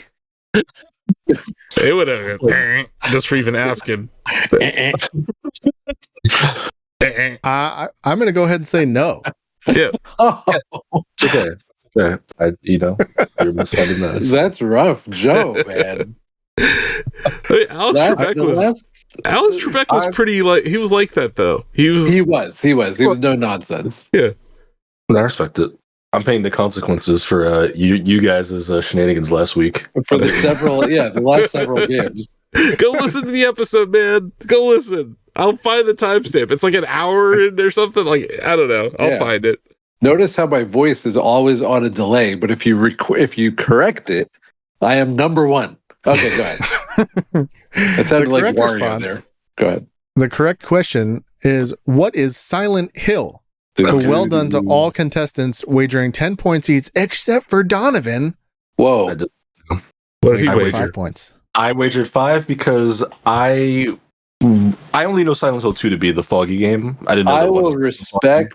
So I was gonna ask about like series name or whatever. So okay. I was gonna ask that too, but then he said, I don't know. For some reason, I knew Joe was going to be very difficult in this game. So I said original PlayStation for a reason. Yeah, original PlayStation. That was it. That's what got me to say Silent Hill. Narrow down. Wasn't Silent Hill 2? Okay, we could. Silent Hill 2 is the next generation. Xbox original, PS2. You mean what is the next generation? Ooh. Sorry, Joe. If in the following question or following answers, I do leave too much room for negotiation, I will consider hints. Okay, but that one, Donovan, didn't need it. Donovan. Okay. That's fair. All right. Next up. In this game, you capture spirits using a camera in a haunted Japanese village. Oh, man. I know this one. How much time do we have? When I get annoyed. Oh, crap. Oh, man. This is like when you miss a day of school and you come back and like your teacher's pissed off from everybody. You get like pop quiz. Yeah, you're like a pop quiz or something. You're like, I didn't even do anything. 5. Oh my gosh. Oh 4, no. 3, 2. Oh man. 1. I definitely got this wrong, but I think I know what he's talking about. Dang it. John, you must wager between 1 and 10 points. No, that's not. Is that for real? Those were the stipulated rules. He tried to wager 0. You do that. I tried to wager. So you know what? Damn it. So then I have to guess. I should guess. Yes. Dang it, man. Okay, here. This is the longest 1 second I've ever seen. I know. I'm sorry. I'm typing. Okay. Okay. Asif. Uh-huh. You wagered 10 points, and your response was, what is Fatal Frame? Oh. You received 10 points. Congratulations. Very Donovan. good. Very good. Donovan, your question was, what is Monkia? And you wagered 1 point. So I'm sorry, you get negative 1 point. Okay. I was thinking of a different game that Sam Chandler, the Shack staff, covered, I believe. They came out a couple years ago. That was also camera related, but it wasn't. Fatal Frame, though. Very good. Very good. That's a good memory. Mm-hmm. John, you wagered 1 point. And your question was, what is Deadly Premonition? Yeah, I don't know. Not a bad guess. Not a bad guess. Next up, The smart move by the $1 Bob is always a good move there. Gotta do next up. Set aboard a derelict spaceship. This game combines sci-fi with gruesome alien horror. It's a lot of those, though. Eh? Yeah. This one feels like a trap question. I mean, there's a few things. There's a few of these. Sorry, I'm just grumbling. Yeah, well, okay. I think there's a few movies. There's definitely a few movies like this. There's a lot of stories, movies. Okay. Was it Event Horizon? Isn't that? Oh, that is one of the creepiest movies. It's really good though. It's excellent. I just remember it. Like that was what scared the shit out of me. It's scary as hell. But like when Joe said that the premise, when he said the answer, I was like, that's what came to my mind. And I'm like, that's not a video game. Yeah. But the results are in. Mm-hmm. Asif, wagering 10 points. Alien Isolation is incorrect. Oh, yes. Damn. I would describe Alien Isolation spaceship as not derelict. That's a like pretty it is in shape. I wrote like it is in Dead deleted Space. Yes.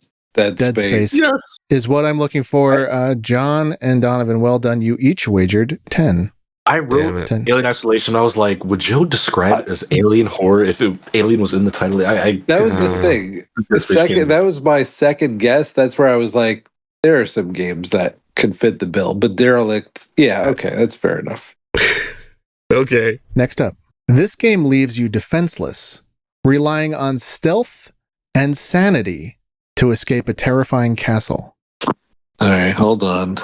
I mean, this better be it, because this is it. Okay, I'll be the judge of that. That's fair enough. You know what? That's why you've wagered less points. Gosh, it sounds familiar.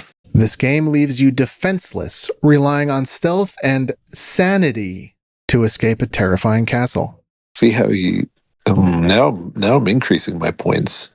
Go. I can't I know I'm wrong, but I have to give you an answer. Let's go for it. It's a little bit of a deep cut. So that's the only thing that gives me a little bit of pause. But this is absolutely a correct answer. See the lobbying that's happening? It is absolutely... That's interesting. It'll require some research because all three of you have the incorrect answer. The same answer, though. No way. Oh. No way. No, Asif gives an answer which is not a game. What? He says, what is Phantasmagoria? That's not a game? Not one I've heard of. Is that a game? Come on, John. I don't know. Is Phantasmagoria a game, John? It sounds very familiar. Is Seventh Guest a game? That's absolutely. Oh my gosh, that is a game. Same developer. Same developer. Okay. Oh, Is this a huge throwback? Phantasmagoria? Yes, it's one of those full motion video games with a lady. Yeah. She gets killed in all these horrible ways. Sorry, you want to talk about a deep cut? My answer was so deep, Joe didn't even know it was a game. I should get points for that. It sounds like Phasmophobia said wrong. Okay, so wait, go through the others. Go through the other answers. I only wagered 1 point, by the way. That's correct. John comes up with Eternal Darkness, wagering 10 points. Yo, Eternal Darkness is an excellent answer. That is a good answer. It's all about sanity. Excellent answer. Terrifying It's Castle? an excellent answer. Huh? Terrifying Castle? You know it. Yeah, it's pretty scary. It's scary, and it's all about it's a sanity. castle. My question is it a castle? Yes, there are castles. Yes, it is a castle. It's a mansion castle. Yes. I'm looking. I know there's a game with a sanity meter or something. Yeah. Yeah, that's Eternal Darkness. Yeah. Fellas. I am seeing castle-like structures in the screenshots of Eternal Darkness. Is it a stealth game? No. Yeah, it's not a fucking action game. Oh, sorry. Sorry. Yeah, AI. I cursed. Remove my cursing. We curse all the time on this show. Oh, okay. Well, just, yeah. Survival horror, action, and fighting is what comes up for Eternal Darkness. Mm-hmm. Yeah, but what's survival horror? But, yeah, you need stealth for survival. Yeah. The answer I was looking for. Even my fellow competitors. What was Donovan's question? What's Donovan's question? Yeah. Donovan's answer. In the form Donovan's question. You had it right. Yeah. Donovan's question is RE Village, which of course is missing the sanity meter, I suppose. Yeah. Well, I'm looking for the judges. I'm the judge. I am the judge now. What I am looking for is Amnesia series, which is entirely predicated on stealth and sanity. Yeah, that's fair. So are there partial points for us, all of us? No. I should get points for teaching Eternal Darkness. I should get points for teaching Joe that Phantasmagoria exists. That's the only one that I'm iffy on. Yeah. It's not a castle. It's not a castle. Which one are you? Phantasmagoria. Not Eternal Dark. You're telling me that Eternal Darkness is not a stealth game with stealth elements and a friggin' sanity meter? He was looking for Amnesia, though. I was looking for Amnesia. Very popular game. That's not a deep cut. Phantasmagoria would have been. Armed with only a camcorder, this game places you in an abandoned psychiatric hospital. Armed with only a camcorder? Armed with only a camcorder, this game places you in an abandoned psychiatric hospital. Damn it. Now I'm unsure of my answers. John is typing. Asif is typing. Donovan is typing. I mean, we have to ask questions, so there's mine. You can take away my point now. Very good. Wagering 1 point, Asif asks, what is Bennigan's? The Italian-Irish, or rather the Irish-American pub. There's like 5 of them left. That potato Yeah. soup. Dude, so good. That That big potato Death by soup. Chocolate cake, though? Come on. Wow. I'd go there. Donovan asks, what is the evil within? Wagering 3 points. John wagers 1 point and asks, what is Camera Bros? 2. Camera Bros. 2. I don't know. I'll make it. That's good. That's good. Guessing. Thanks. Super Camera Bros was better. The correct question is Oh, that's Outlast. What is Outlast? God damn it. Yeah. You know, Uh, but I thought Outlast was an action game. You're not armed only with a camcorder. Don't you have pipes and shit? You are armed with a camcorder that has night mode as you explore a hospital. Damn. I should have known this. It was Outlast, but then you said the camcorder thing. I'm thinking Pokemon Snap every time you bring up a camcorder. I should have said Wow. Bug Snacks. Wow.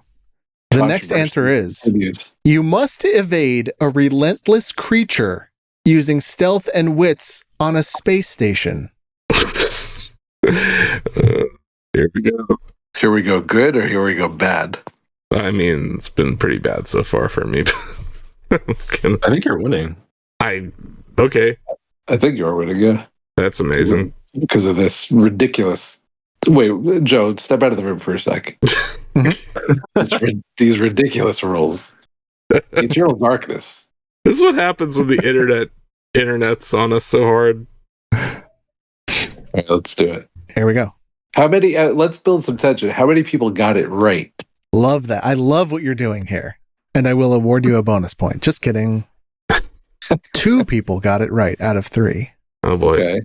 Asif comes in with a 10-point wager and says, what is alien isolation? That is Oh, correct. No, wait. What? What?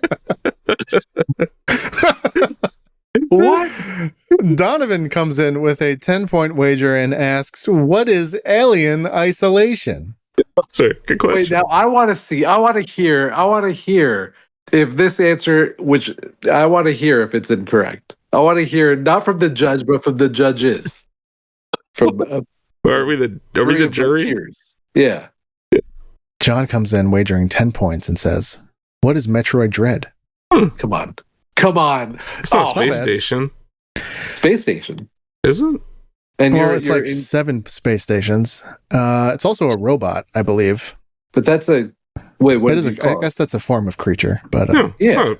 that's not a bad guess. there's also 5 EVs. Is that what they're called? I gotta yeah. tell you, I think that's an excellent guess. Yeah, me too. Oh, me too.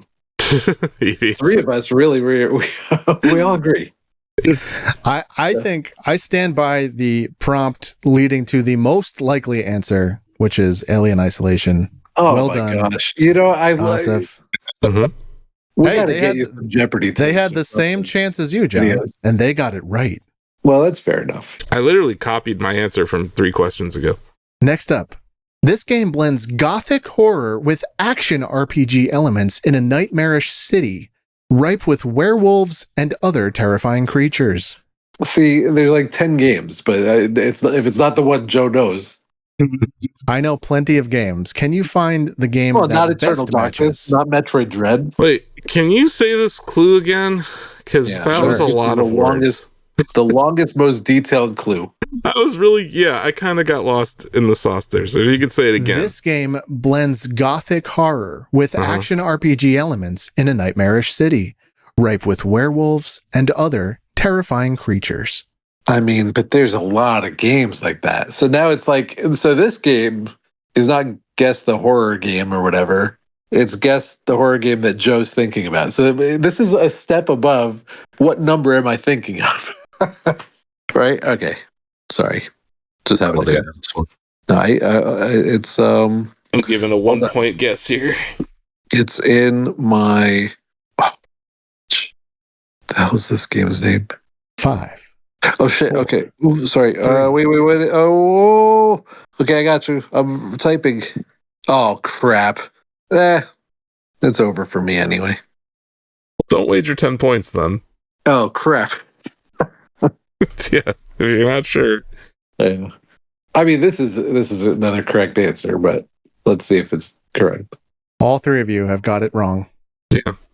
Thought so. Asif with what is Vampire the Masquerade? Good guess. I don't know that I'd describe it as gothic, but otherwise a good guess. I would love Donovan? to hear. Yeah, go ahead. What is the Lost City, which I have to look up? I was trying to think of the Frogwares game. It's probably not even called that. It's the one they had like the licensing issue with, and they pulled it from shelves, and it came back. We wrote about it a bunch. I can't remember the name though. That's probably not the answer anyway. Know what? I can't find that game. I find a movie with Sandra Bullock. John says, what is Redfall? Redfall. Redfall is that game that just came out, and it A year ago.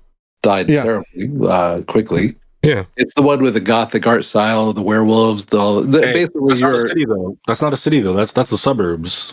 Like outside So of there's isn't there a city component to it? I mean, what is a No, I city? think that's the whole thing of the game. Is What you go is different is? areas Yeah, what of is a city? Is like technically, isn't it like 100,000 people? I think Redfall comes in at 101. I think listeners will be screaming the I correct agree. answer. What's the correct answer? Bloodborne. Oh. Oh, That's a city. Get out of here. Yeah. What's a city? Are you kidding? Were there 250,000 people in Bloodborne? There's No, a few zombies. it's 5 castles. Yeah, it's In not. the city of Yarnum? It is very much a the city. You city of Yarnum. you begin on the cobblestone road of a city as Yeah. you approach. You know those cities with that one cobblestone road? It was gothic, though. You got that part It was right. gothic. You did. I stand by it. I will agree Even though, with isn't steampunk a better way to describe Asif. Bloodborne? Yes, absolutely. But I will agree that is the one thing that Joe got right. It is kind of gothic.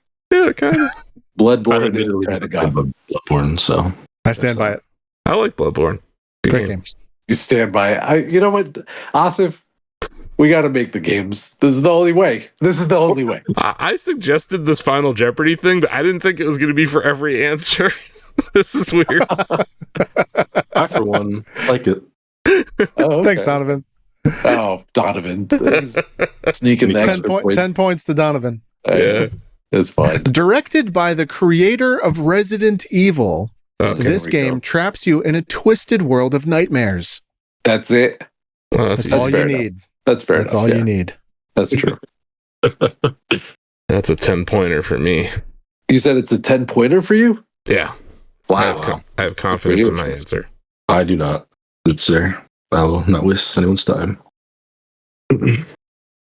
We have one correct response. Nice. John comes in with, what is Super Camera Bros 3? Wagering 1 point. Underrated entry in that phrase. Super Camera Bros is better than Camera Bros, though. I'll say I that did it. much. Donovan. Did I get this one right? Oh, sorry. No. No. Donovan asks, what is Alice? Which is incorrect. Right. Asif, of course, knows his history and asks, what is the evil within? Wagering 10 points. Well done, Asif. Oh, damn it. I guessed that earlier for a different freaking Yeah. question. Yeah. We But both did that. Shinji Mikami, right? Oh, it was Shinji Mikami. Oh, wow. That name popped in my head, and I was like, I don't know if that was the right person. Wow. Yeah. Okay. I was closer to that than I thought I was. Well then. Well Okay, done. you chumps. Try this Okay. one on for size. Disrespectful. So, Yeah. Survive several nights at a haunted pizzeria stalked Uh-huh. by animatronic creatures in this indie hit. Brother. Mm-hmm. 10-pointer. Yeah. 10 points all around for the correct answer or question. Five Nights at Freddy's. What is Five Nights at Freddy's? Well done. Wow, what a great clue. Also, just what the hell is that place? I don't know. How did I that? don't know, but How did that become huge? That's kids, man. I don't mean that. I don't mean that disparaging. No, I mean, me neither. I part find of It was part of the culture. Like, it's huge just on YouTube. interesting. Like, Markiplier, them is such a easy game to stream and make content out of. And I think people like to watch people get jump scared. yeah, It's very funny in 2014. It's just interesting how that game went, but something similar that is probably just sitting in in someone's Steam library. It's also a game that doesn't really tell you a story straightforward. You just kind of exist in lore and pick the Mhm. pieces together. So it kind of ignited that whole theory corner of gamers, where people are trying to figure out what the hell's going on in that game. Look, it's huge. They just celebrated a big anniversary this year. They're doing very well. They had that movie last year. Yeah. I They have a sequel coming as well. Mm-hmm. An open world game where parkour meets zombie survival in a quarantined city. Oh, brother. Wait, can you say that again? An open world game where parkour meets zombie survival in a quarantined city. Yeah, okay. I feel like I'm getting into territory where I need to start betting big on all my answers, or I'm not going to win. So, Wait, you know this one? I think so, yeah. I do. Oh my gosh. Wait, in a quarantine city. There's a technicality I could get screwed on, but I'm pretty sure I know what this is. I'm being a little bold here. Bold. John, do you need it again or no? But it's an open world game. Sorry. So it's an open world game, quarantine city, zombies. An open world game where parkour meets zombie survival in a quarantined city. Parkour. That's parkour is the best part of the hint. Yeah, no, dang it. No. I was thinking one game until you said that, and I was like, oh. 5, 4, 3, 2. We have 2 correct answers. Dang it. It's Donovan and me. It's not me. The question I was looking for is, what is Dying Light? Mm-hmm. Nice. Donovan Dang it. and Yes, of Asif course. wagering 10 points. Well done. Well done. Good job, Donovan. You don't have to say my answer. You don't have to say my question. I mean, What was John's question? don't worry about it. Don't worry about it. I think you missed a letter in your response, John. John says, "What is zombie with 2 eyes? Isn't it zombie?" No, that's that is a deep cut. That is a little bit of a deep. Was that a launch title for the Wii? Are you talking about Zombie U? That's what I thought. It was zombie. Oh, was it Zombie U? Oh, Yeah. dang. Yeah. It's So Zombie even there- U, which was a Even there, Wii U the launch judges title. screw me up. Also had asymmetrical gameplay where you could send zombies from the gamepad while someone on the TV tries to fight them. Mm-hmm. Good Wow. game. Ahead of its time. Here we go. This playable teaser from a canceled Silent Hills project is infamous for its hallway horror. That was one of my favorite Shack streams we ever did at the old office. Ooh. Now this better be. Can you believe people sold systems that had this game downloaded on it? Yeah. I did You sold one? Yep. That's Sold amazing. the system. Wait, for how much? So funny. quite a bit. How much? Say it. At least a number I'm not prepared to disclose. on Yeah. this episode. He's like, When the PS4 Pro came out, I was able to get $500 for my launch PS4. Wow. that's ridiculous. Because of a demo being installed on it. Mm-hmm. Yeah. Good demo. Great demo. We have success across the board, all wagering 10 points. That's right. The correct question is, what is PT? Well done. Well done. Well done. Can we get a spelling check? Uh, I'm just kidding. I suppose, yes, John was the most correct with his use of periods. Thank I was you. wondering if they had periods in it. I am not. Did I he am call not it a interested demo? in being that Because semantic. it was called PT Demo. So we all got all right. it wrong. Only No, I got it Asif right. gets 10 points. Yeah, I got it right. But if we want Did to... you do P.T demo? I didn't, so No. I think both of us should get so we points. all But got I don't think Donovan should get points. Donovan with negative 10 points. I can see that. Interesting. No, Don't bother giving us points. Just take That's Donovan's. fine. All of us get points. It's fine. In this asymmetrical multiplayer survival horror game, revel in horror history with the genre's most infamous characters. What? Can you repeat that again, please? In this asymmetrical multiplayer survival horror game, revel in horror history with the genre's most infamous characters. This is not going to be right. Because you're saying characters. 5, 4, 3, Oops. 2. Okay, here. We have 2 correct responses. Good job, Donovan. John, John comes in wagering 5 points with the response, what is Friday the 13th? Unfortunately, we are looking for what is Dead by Daylight, 10 points apiece to Asif and Donovan. There you go. Well That was done. close, John.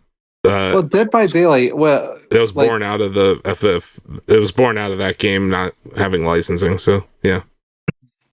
Wait, but what the most infamous? Like, I'm sorry, I'm not familiar with Dead by Daylight. Oh, dude, it has every crossover. It's like Fortnite horror, basically. Yeah. Oh, it's really? Like, Dang. yeah, it's a cool. live service game that's been adding. Yeah, they have a lot of IP there. One. Yeah, the Behavior Interactive. They do really good work on that game. Nice.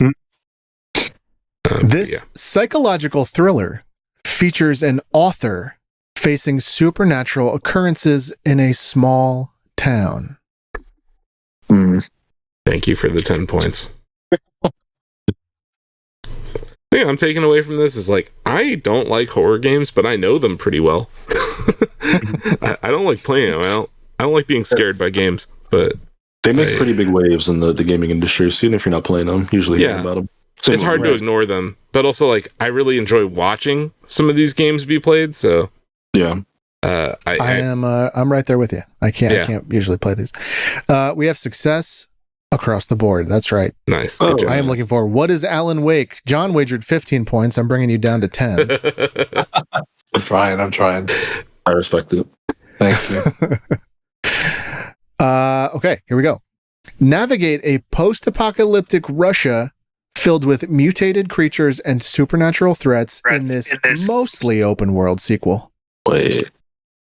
One more time. Navigate a post-apocalyptic Russia filled with mutated creatures and supernatural threats in this mostly open world sequel. This game already out? Yes. Okay. It's not what I thought it was. I might be in trouble. Yeah, I'm not going to wager too much. Okay, the results are in. We have one correct response. John says, what is Stalker 2? A game that is not out yet.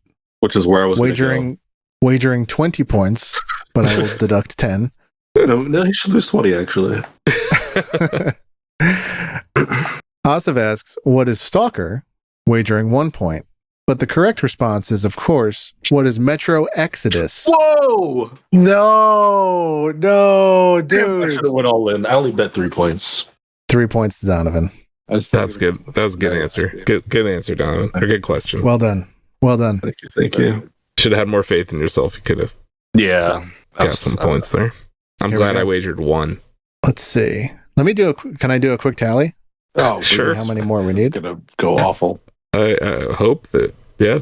Is there a chance for like a little triple point action? Triple point action. I think that would get me firmly into third place. John, you have had a rough go. I have. I'm not a horror guy.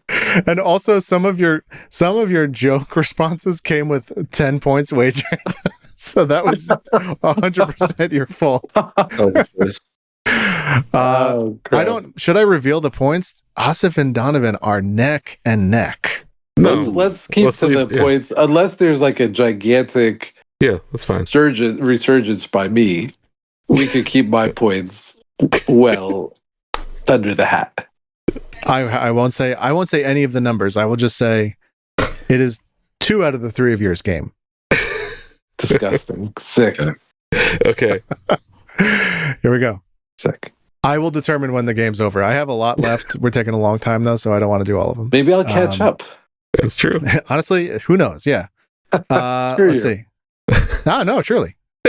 Who knows? Really, thank you. A controversial stealth game from the developers of a certain table tennis simulation. Oh. Wait. What? Can you say that again? A controversial stealth game from the developers of a certain table tennis simulation. Controversial? I have a guess. I'm not confident in it. Controversial stealth game? Wait. Okay. Stealth game? Ping pong? What? Yeah. Did you say table tennis? A controversial stealth game from the developers of a certain table tennis simulation.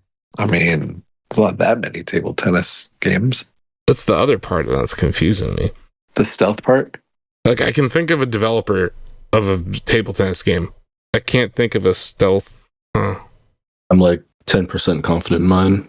Just because my game is controversial. I don't know if you'd call it stealth or if these people made a table tennis game. And these are all horror games. Supposedly.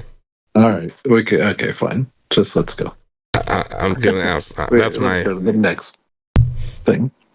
Oh no, I know what I should have said. Oh well. Okay. I Let's see. changed my answer last second. I kind of want to change mine, but it's too late. But whatever. Well, I haven't said anything yet. Asif. No, I'll leave. Hell? I already submitted my answer. I'm gonna live with Okay. it. I will live with my answer. I don't want any asterisks. Donovan comes in with, what is body cam? Wagering 2 points. That is incorrect. Damn, okay. Asif, wagering 2 points as well, asks, what is bully? Also incorrect. Of course, with John's 43-point wager, I've caught up. he would have caught up because the correct answer is indeed, what is manhunt? Oh, Oh wow. I Well done. had Well done, John. Undead. I had Undead Nightmare there. And Yeah. I was like, that is not a That's stealth what game. that's what I was gonna do. But then, yeah, same reason. I was really struggling with the stealth. I was like, I don't think bully's it, but bully's kind of Yeah. controversial. But I don't know. Forgot about Manhunt. Why is Manhunt controversial? It's Manhunt like the most enjoyed some graphic. time on. Yeah. It was like one of those CNN games that was like, kids are playing garbage. And it was Rockstar Games, right? It was Rockstar Games. It was actually Oh. pretty decent game, but it was like very, very violent. Yeah, they were already Disgusting. under the microscope diamond for like GTA stuff. So this is just like them kind of leaning into that shit. And It was like found footage. So Body Cam, is that one Unreal Engine 5? That game? Yeah, like a cop and going through like warehouses Yeah. and homeless drug addicts, yeah. Yeah, so this is kind of, it had the same aesthetic. It was like security cam footage, so it looked a little bit more real than you would think. But it was PS2, I think. yeah, that was not a bad game though. Not bad, no. 43 points. Let's see. Impressive. Wow. 10 points to John. 10 points. This multiplayer ghost hunting experience where players investigate haunted locations enjoyed a stint as a Steam darling during the pandemic. Would you repeat that again, please? This multiplayer ghost hunting experience where players investigated haunted locations enjoyed a stint as a Steam darling during the pandemic. We have 2 correct responses. Yep. John comes in swinging with what is Ghostbusters, wagering 10 points. That is incorrect. Of course, we are looking for what is Phasmophobia. 10 points apiece to Asif and Donovan. Wow. Well done. VR. Ghostbusters was not a terrible response. But No. I thought people played that. Which Ghostbusters? I don't know. The Spirits Unleashed? The multiplayer one. Yeah. I don't know. He said multiplayer. It's like, Yeah, I mean, not bad game. And the final answer is wow. this interactive drama-horror game, drama-horror game, to be precise, involving a group of young people, has you making choices to survive a night on a mountain. This interactive drama-horror game involving a group of young people has you making choices to survive a night on a mountain. The results are in, and we have 1 correct response. Oh, sorry, fellas. Oh, wait. Yeah, wait. Who's in the lead? Is this like is this a decider? This wound up being a decider. Oh no. Wow. This wound up being a decider. Oh, no. I'm I gonna wasn't lose to sure what would Donovan. happen, and it wound up being a decider. John comes in with what is Nino Cooney, No. which of course is an applicable response, but in this case incorrect. John loses 10 points. That's okay. Asif asks, what is A Night in the Woods? Wagering 10 points. I'm wrong. Donovan wagers 10 points as well, asking what is Until Dawn? Damn it. I was gonna say Until Dawn, but that's let me see. I will see what's right. The game I love dearly. He One of got my it. The all-time correct favorites. response is what is Until Dawn? Congratulations, Wow, Donovan. Oh my excellent. goodness. Yes. A photo good. finish. Oh my Oh god. boy. That's close, that- fellas. The final just- tally. The final tally. Yeah, John and negative points. Move on. John with exactly 1 point Woo! Oh, Pretty good. awesome. Okay. in third place. Dang it. Asif with 84 points in second place. Wow. And Donovan with 99 points. That last round swinging the way of Donovan. Asif was in first. Well, Well done, Donovan.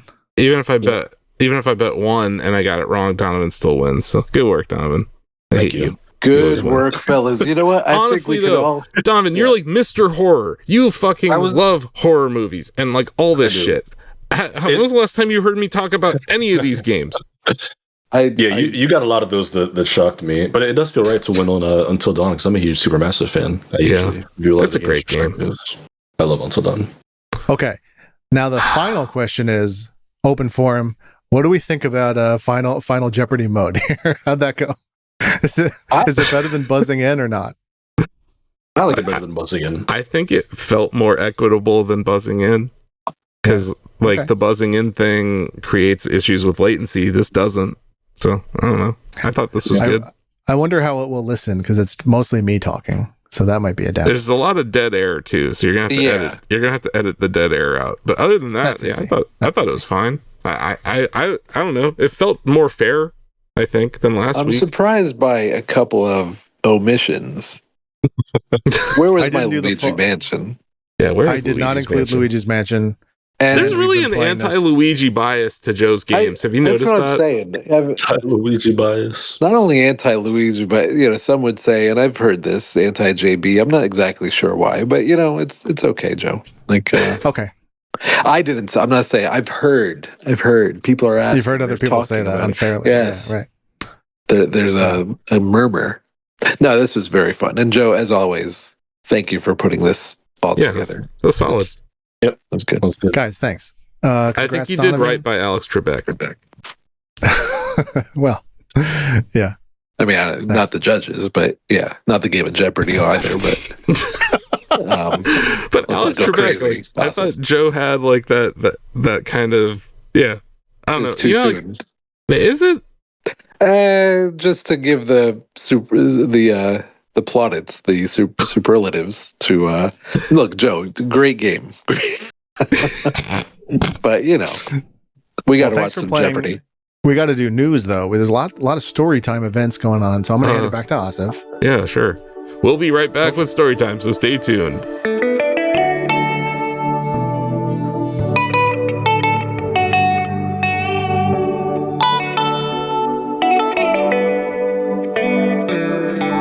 Welcome to Storytime. Let's dive into the latest stories from the past week. We're at Newsapalooza because there's a lot of news apparently, and it's trademarked. I'm not going to even dive too much into this, but RE2, Resident Evil 2, is headed to iPhone, iPad, and Mac before the end of the year. There you go. Cool. Wow. But let's talk about the real news. Let's talk about alarm clocks, you guys. Oh boy. Nintendo reveals Alarmo sound clock. I think it's what they're calling it. Nintendo Sound Clock, or Alarmo is what it's called. Costs $100. It has no camera in it, but it can sense movement using radio waves, which is interesting. I kind of called this. I said that Nintendo was going to release something really weird this fall because it's that end of Switch year, right? Like, and I think back to I don't know, remember when the 3DS was kind of dying off? They were like, here's a 2DS for some reason. This feels like that, but I want to point out two things that I think they're actually experimenting with here. One, this was only available at Nintendo flagship stores and online through Nintendo's store, and you have to have a Nintendo account to buy it, right? Online. Yep. Why is this interesting? Because this is exactly how they're going to prevent scalpers for Switch 2. Is that they're going to make you have, if you have a Nintendo Switch Online account, you can pre-order. If you don't, you can't. So I don't know how one would be able to, I don't know, buy 100 of these unless you have 100 Nintendo accounts. And if you have 100 Nintendo accounts, Nintendo's like, thanks for the $2,000, sucker. You know what I mean? So I think this is an attempt to test their sales channel ahead of a different hardware release. But would they give the cold shoulder to their retail partners like that, like the Best Buys and Targets and Walmarts of the world? Yes. Just be like, I'm not getting these. Yes, because they're fucking pissed off about them breaking street date on everything. And I not that this was the thing that they were worried about, but I'm more talking about Echoes of Wisdom's ROM leaking 2 weeks before the review embargo, right? Like, they're sick of that shit. And it is very much those retail partners that you're talking about. So I do think they might be on the outs with some of those. You look at Amazon, Nintendo pre-orders, they're not being fulfilled on like day and date anymore. So yeah, I think something has changed at Nintendo, but I think this is a great idea. I think it's just, gamifying waking up. That's awesome. That needs to happen. Now, like, I know a lot of people are like, this is weird. You're gonna turn some of your favorite noises into things that you don't like. Like, there's gonna be like a reverse Pavlovian effect or something. Yeah, that's what I was gonna bring up. Where I'm like, people usually associate the sound of their alarm with like being upset and annoyed they have to get up.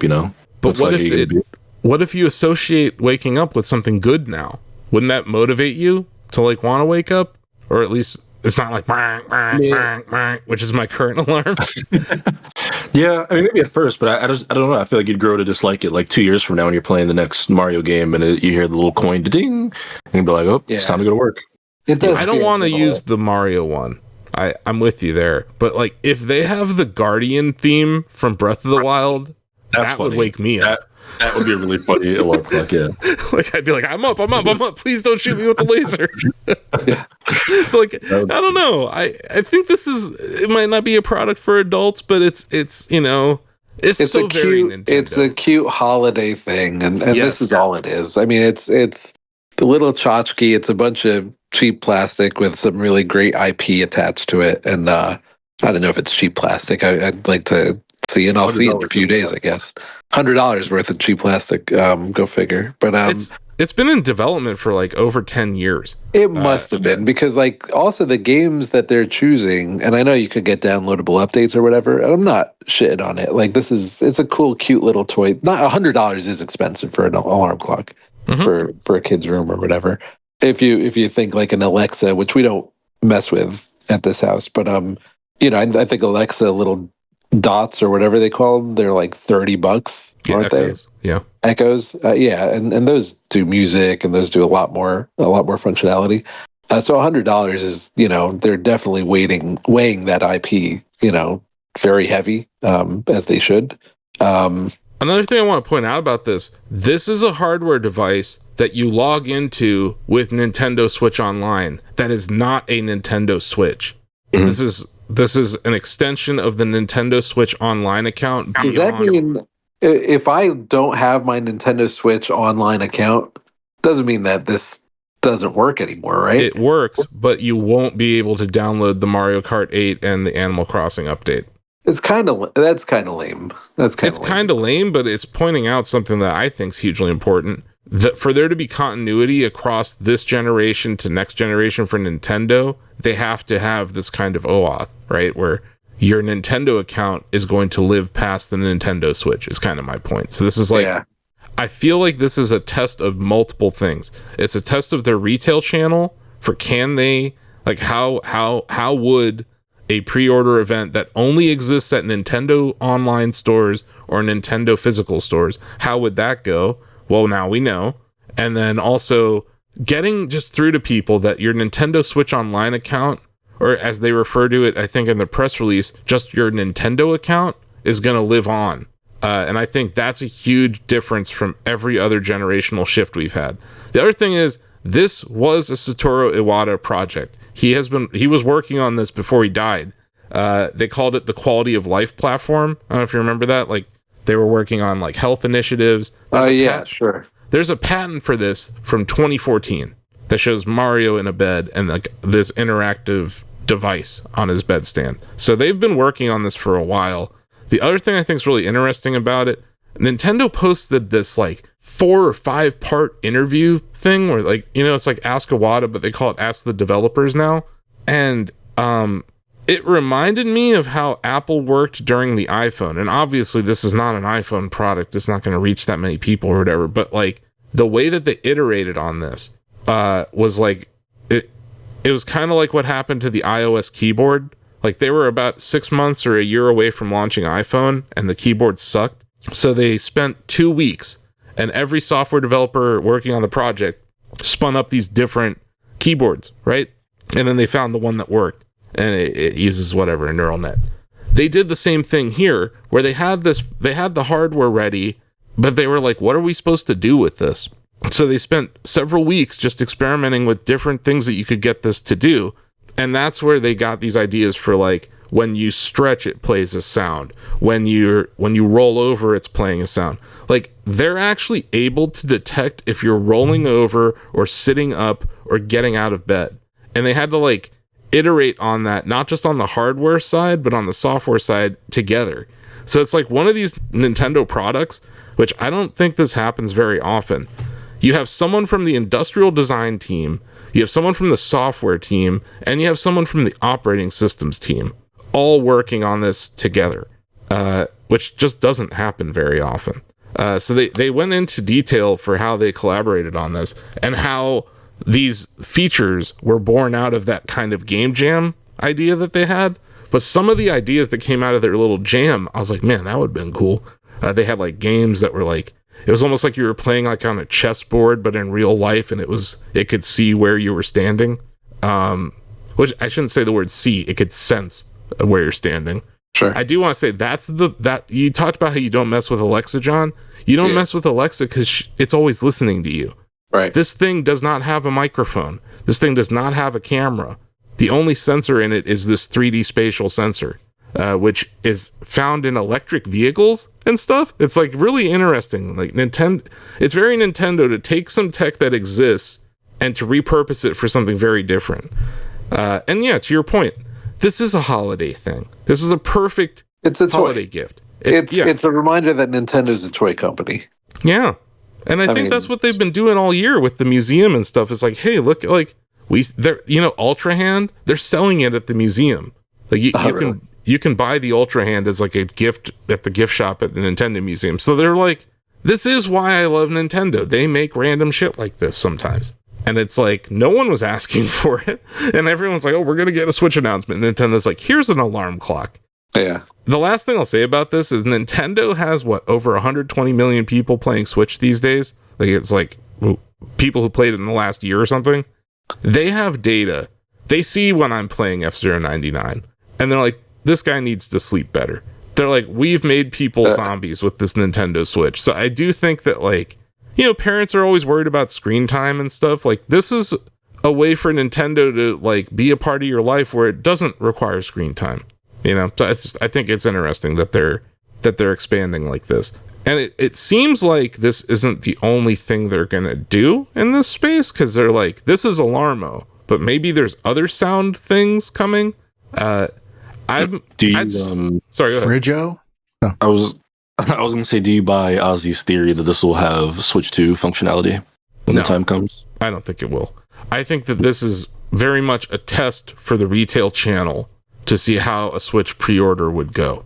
I don't think it's like, I think it proves that, like, to some people that your Nintendo account now lives on, right? Like, it's going to be a part of this Alarmo thing. And then I think they're just trying to get everyone ready for that switch to Switch 2. But no, I don't think that's the case. I mean, it's not nefarious, but this is a very big business move. I don't think it's like, I don't know how much they really care about helping your sleep as much as, they want to not deal with Amazon and Best Buy and just sell direct. But like, that's not a bad thing. I mean, I'm not saying that's necessarily a bad thing, but and this is something that we're seeing though with tech companies and media companies. It was like the last frontier, like they got us during our waking life, but get us during sleep. And this thing is a sleep tracker. So it does measure your sleep. It measures if you're restful or restless. I would rather that thing track my sleep than have to wear something, right? So I think that's one thing that's interesting about this. But yeah, like, I don't know, man. I do think health has been an initiative at Nintendo, and like the fact that one of the people working on this also worked on Ring Fit Adventure does not surprise me. It just, like, if you zoom out and you look at the history of Nintendo with Waggle or with the Wii Balance Board, like, this fits in. This is not that weird of a thing. But it is interesting. I recommend people go read the extended interview with the developers, because it did not start as an alarm clock. They had this device that they're trying to figure out what to do with. And this is exactly why Nintendo is different. They didn't release this until it was ready. they've been working on this for like a decade, and they've taken breaks from it. Like one of the developers of it like worked on Splatoon, the other one was like working on Nintendo. I think the designer of the Joy-Con grips is working on this thing, so it's just interesting. This is why Nintendo's different, though. They make shit like this, and it was an instant buy for me. But I do think they look at what they've done to people with the Nintendo Switch and how many goblins they've created, and like, maybe we can help them sleep better. I doubt this will actually do that, but yeah, gonna be interesting. It's sold out. The first run is sold out in American stores, the one in New York and the Tokyo Nintendo store. I think they're still taking orders online.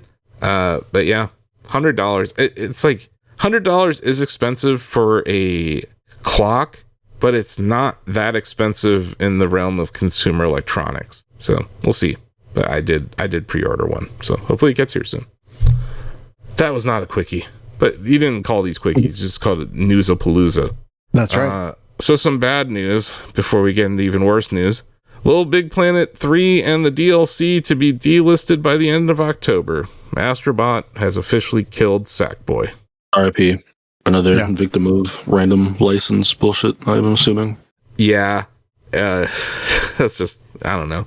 It sucks to see this because so many of these like creative games get delisted and then like that whole ecosystem dies. So it kind of sucks. Like if you're someone who created in that space, it kind of sucks. But I don't know. I feel like the last few LittleBigPlanet games didn't really land. Speaking of games that don't land, Halo. Wow. Halo. So first of all, Halo Infinite's getting third-person mode in November. They're doing this to show off the in-game cosmetics, Donovan. Don't tell me this is about gameplay. I can say what the hell it's about, but I've seen a lot of people defend it, so. Good for them. I don't want to play Halo in third person. That has nothing to do with why I don't play the game. It's not just like a race mode, though? Is it a dedicated mode? Yeah, okay, it's one mode for now, but they're talking about bringing it to other modes. Mm-hmm. And then, because we're talking about Microsoft here, they had to step on their dick and fall on their face. Halo Studios. That's a thing now. Right. That used to be 343 Industries. They're now Halo Studios. They revealed Project Foundry and a move to Unreal Engine 5. So they've given up on their internal game engine, Joe, and they are going to use the same one that Fortnite uses. So maybe their online play won't be ass. This is it. If they fail here, it's Halo's done. I think so, because like Sackboy's an example of like, I mean, not really, right? But like Sackboy is a minor example of like a mascot that just didn't grow and change with the times, and like now it's nothing. Mm-hmm.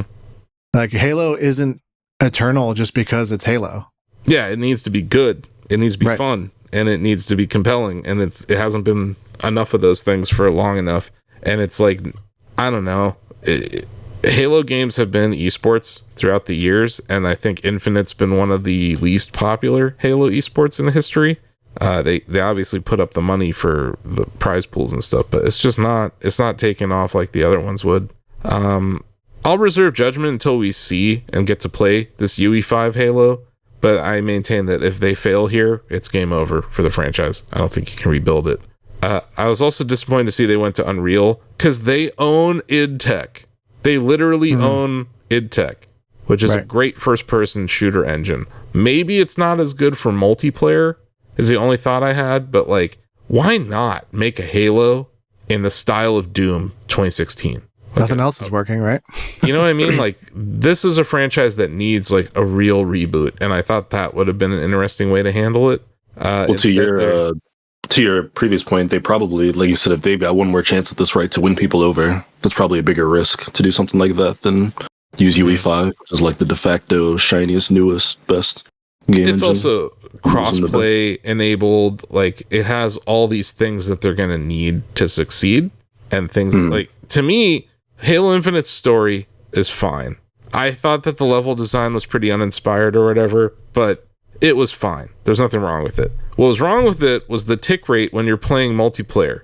And it was infuriating when you're shooting someone and the lag was so bad that it didn't register, even though it felt like that game we were playing last week, Joe, when I rang in even though you didn't hear me. Like, that's the part in a first-person shooter that you have to get right, and That's what Fortnite does pretty well, right? The gunplay. Maybe they should hire me as a consultant then, and I can, Final Jeopardy Halo. What do you think about that? Couldn't be any worse than playing Halo Infinite these days. See, I'm hopeful, but this is it. I feel like this is it. If this fails... Yeah, I think you're right. If this fails, it's the end. But yeah, it's just... I don't understand. I guess this is the Microsoft part of it. 343 Industries. Have they made a good Halo? Well, I like they've made competent Halos. But have they made a blockbuster Halo game? No. They've made some that were critically acclaimed, I guess. Halo Infinite got decent reviews. But, like, why? Why do they get to keep this? Why not? You have so many studios. Like, they gave Machine Games a chance at Indiana Jones. Right. I feel like there's studios at Microsoft that might be better fit for this. I don't like the rebranding. Have you seen the logo, Joe? For I Halo have, Studios? Yeah. Is that not the ugliest logo you've ever seen?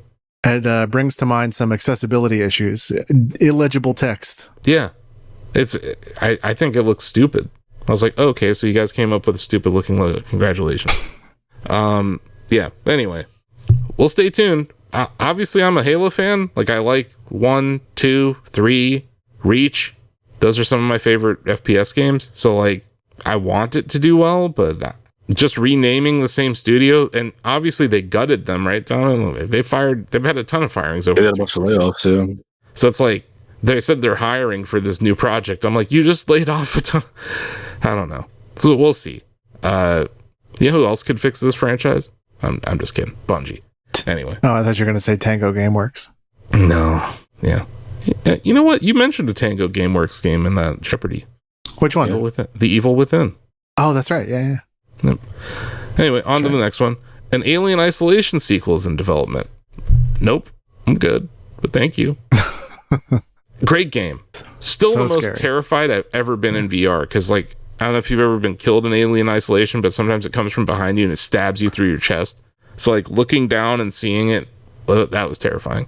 Asif, I've played Alien Isolation on your loaner Oculus Quest. No, it was a DK2.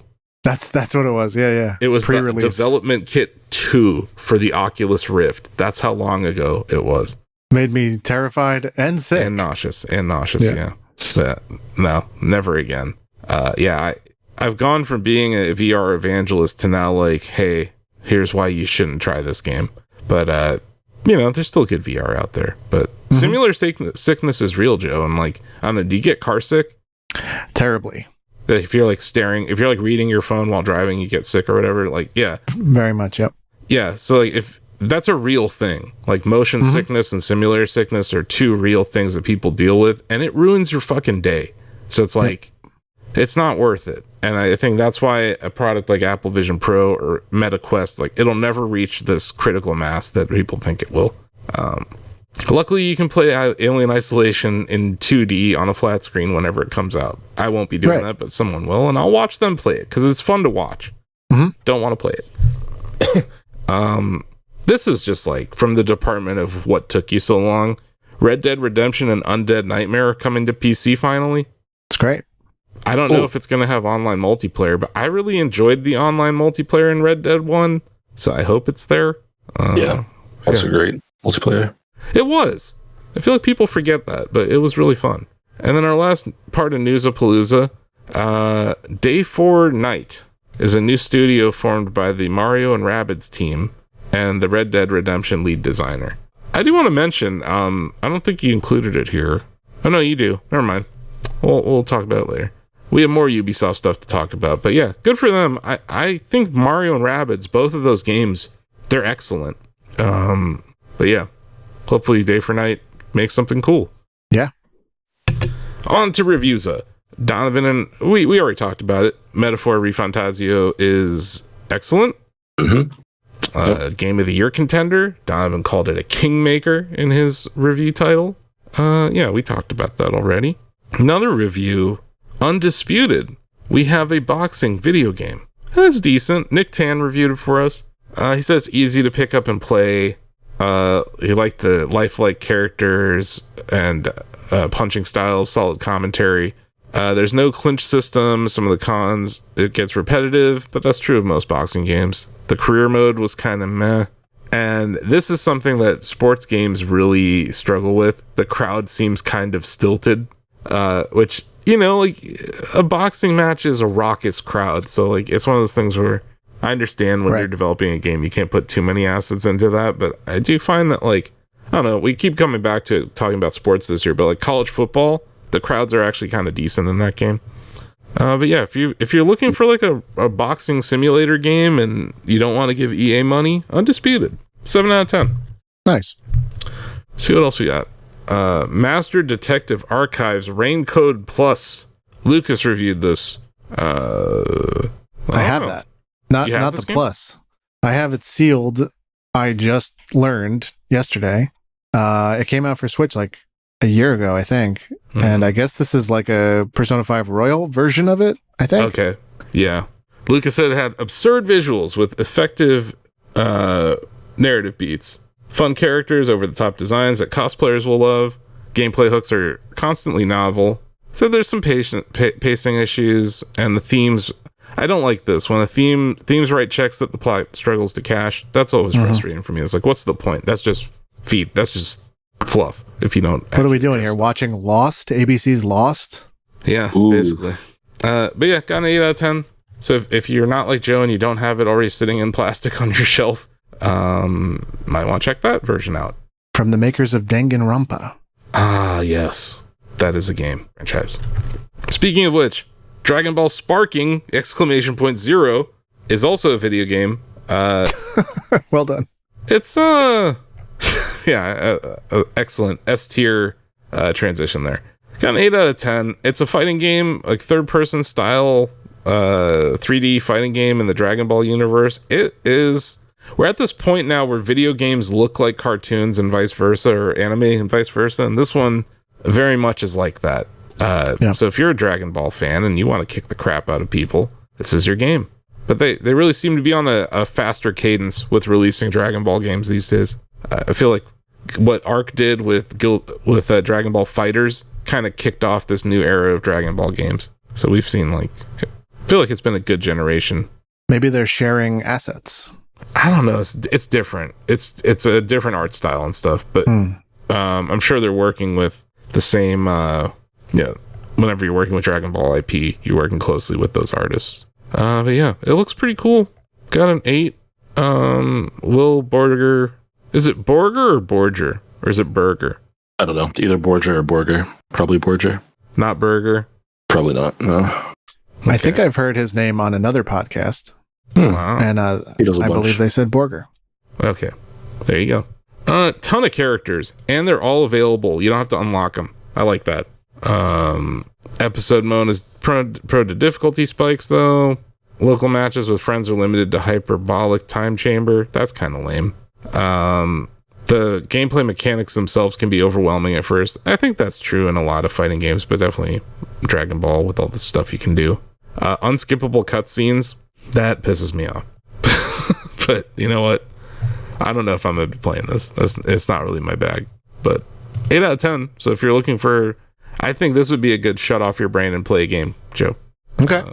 But yeah, I like the Dragon Ball franchise. I don't know. 3D fighters. Yeah. Going on our reviews of Bill Lavoie reviewed NHL 25, and his headline is, "At least I like it." I recommend you read Bill's review if you're on the fence about NHL right now. Bill loves hockey, and it hurts him to write these words about this game. But he gave it a 6 out of 10. One of the negatives that he listed was just the name of the EA CEO. And he goes into it in the review too. Like he really, like he hits it. Like he doesn't think that EA cares about this franchise at all. And that he makes a very good point that it's probably not the developer's fault. The reasons that things are missing or not improving as rapidly, they have a limited amount of resources there, and they have to make their singular bet each year. He also makes a point that these games would benefit from being live service games. and something we talked about with Madden and with FIFA and like other things. I agree with that. And yeah, it's not on PC. That's lame. That's lame as hell. But yeah, he also called it a patch, not a video game. He was very harsh in his review. If I wrote this review with these cons and these pros, I probably would have given it a 3 out of 10. He gave it a 6. And I think it's because it's not a bad game. It's just not improving enough to justify that $60 or $70 a year, purchase. If all you want are new rosters.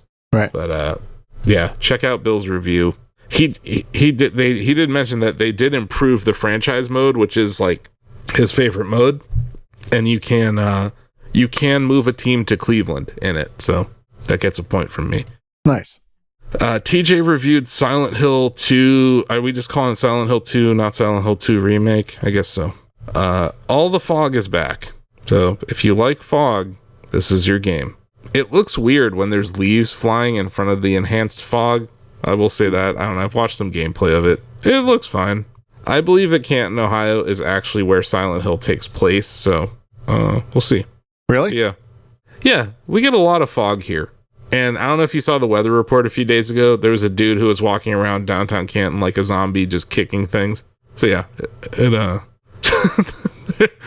with the meth epidemic, yeah, it does kind of feel like Silent Hill's here sometimes. Interesting. Yeah, 9 out of 10. TJ really seemed to dig it. David Craddock's was also playing it for some guide purposes. He really likes it as well. So if you've never played Silent Hill 2, this is the way to play it. This is Bloober's best reviewed release maybe ever, right? Yes. They're usually in different territory with their releases. I think it's that some of their games are rushed out the door, and I don't think this one was. So yeah. if you give them enough time to cook, maybe it's also source material. The first Silent Hill 2 is not a bad game.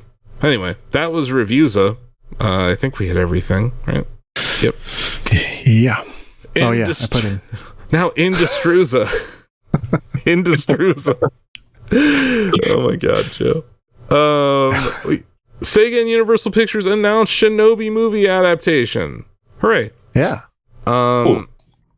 Epic Games announces they're going to have up to 50 third-party games on its EGS mobile app by early 2025. And they're going to be free, because free mobile games, that's innovation. Or something. I don't know. Anyway. Yeah. Kind of piggybacking on this Epic Game Store making it to mobile, the Department of Justice in the United States might actually do something, you guys. I know. Whoa. They might break up Google. What would that look like? What does that mean? Separate company. YouTube would be spun off to be a separate company. What I would point to, Joe, is the AT&T breakup, or maybe even what they tried to do with Microsoft and failed. But if I had to if I had to look at it from a pure revenue standpoint, YouTube and Google would have to be separated. You could argue that Google Suite would be separated from Google as well. So, like a workplace. So like Meetup and Sheets. Oh, yeah. All their enterprise software, that could be a separate business from search. I think it's moving all their other stuff away from search. But then the other problem is you can't break up Google. I guess you could. Do you break up Google Maps from Google Search? Do you break off Google Images from Google Search? You know what I mean? Like, it becomes a very slippery slope here. Yeah. But also, like, at the core, Google Search is a monopoly. How do you bust something that's, it's a monopoly largely because it was the most useful tool on the internet. How do you break that up, I think, is the question, right? Maybe you have to break their ad business away from their search business, but that's how they pay for their search business, right? Yeah. So I think that's a really good question, because I think spinning off Android and spinning off YouTube, if that's all you do, that doesn't change the fact that search is still a monopoly, right? So I don't know what the answer is here. I think it's weird that they're being targeted, but not, I don't know, Amazon. I think Amazon owning AWS is interesting. Maybe their cloud division gets spun off, but I don't know. Just glad I'm not a Google shareholder, because this is bad. Because regulators don't even know what they're doing.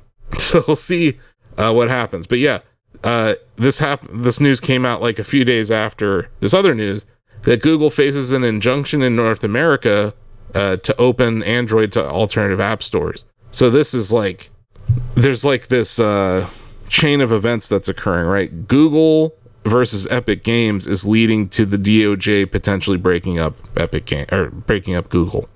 So Tim Sweeney's out there just as a rabble rouser. You want to hear something crazy? From Software gave their developers a raise. Wow. A developer didn't fire anyone. They paid them more. In this economy? I know, crazy. It'll be effective in 2025, but 11.8% raises for their workers. And come on, they're killing it. They've done an amazing job. Like Elden Ring was an awesome game. Armored Core 6 was great. And I think Shadow of the Erdtree has been received pretty well too. So yeah, good for them. This happened over the weekend, but there was an interview with one of the crown princes of the Saudi Arabian royal family backed investment fund. And he was like, oh, we want to invest more in Nintendo and we want to invest in other video game companies in Japan. And then 3 days later, news came out that they actually reduced their stake in Nintendo from, they owned 8.58%. Now they own 7.54%. So it's definitely a decrease of their holdings in the stock. But they're probably up about 40% from when they bought it. So maybe they're taking a little bit off the table. Maybe they're raising money to buy into some other developer. I don't think it really matters. Nintendo issued a statement when when this position was created, where they explained that they have a poison pill. So, like, Saudi Arabia has more money than almost anyone. They could buy Nintendo straight cash. If they see it happening, Nintendo can start issuing shares to offset the purchases, so they can dilute shareholders as Saudi tries to take them over. So once you say we have a poison pill, no one's going to try to do that. But yeah, they sold some shares in Nintendo. Tencent, and yeah, I wanted to talk about this before we go. Tencent and Guillemot family reportedly considering a buyout of Ubisoft. If you watched my Game Trader Live on September 30th, I mentioned this. I was like, hey, I think someone might try to buy this. Stock was sitting at around $2 when I said it. It hit as high as $3 4 days later on this news. Has anyone here seen the Hudsucker proxy? No one's seen the Hudsucker proxy. No, but I heard you tell me about it. Anyway, I think that's what's going on here. I think they're tanking the stock so they can take it private.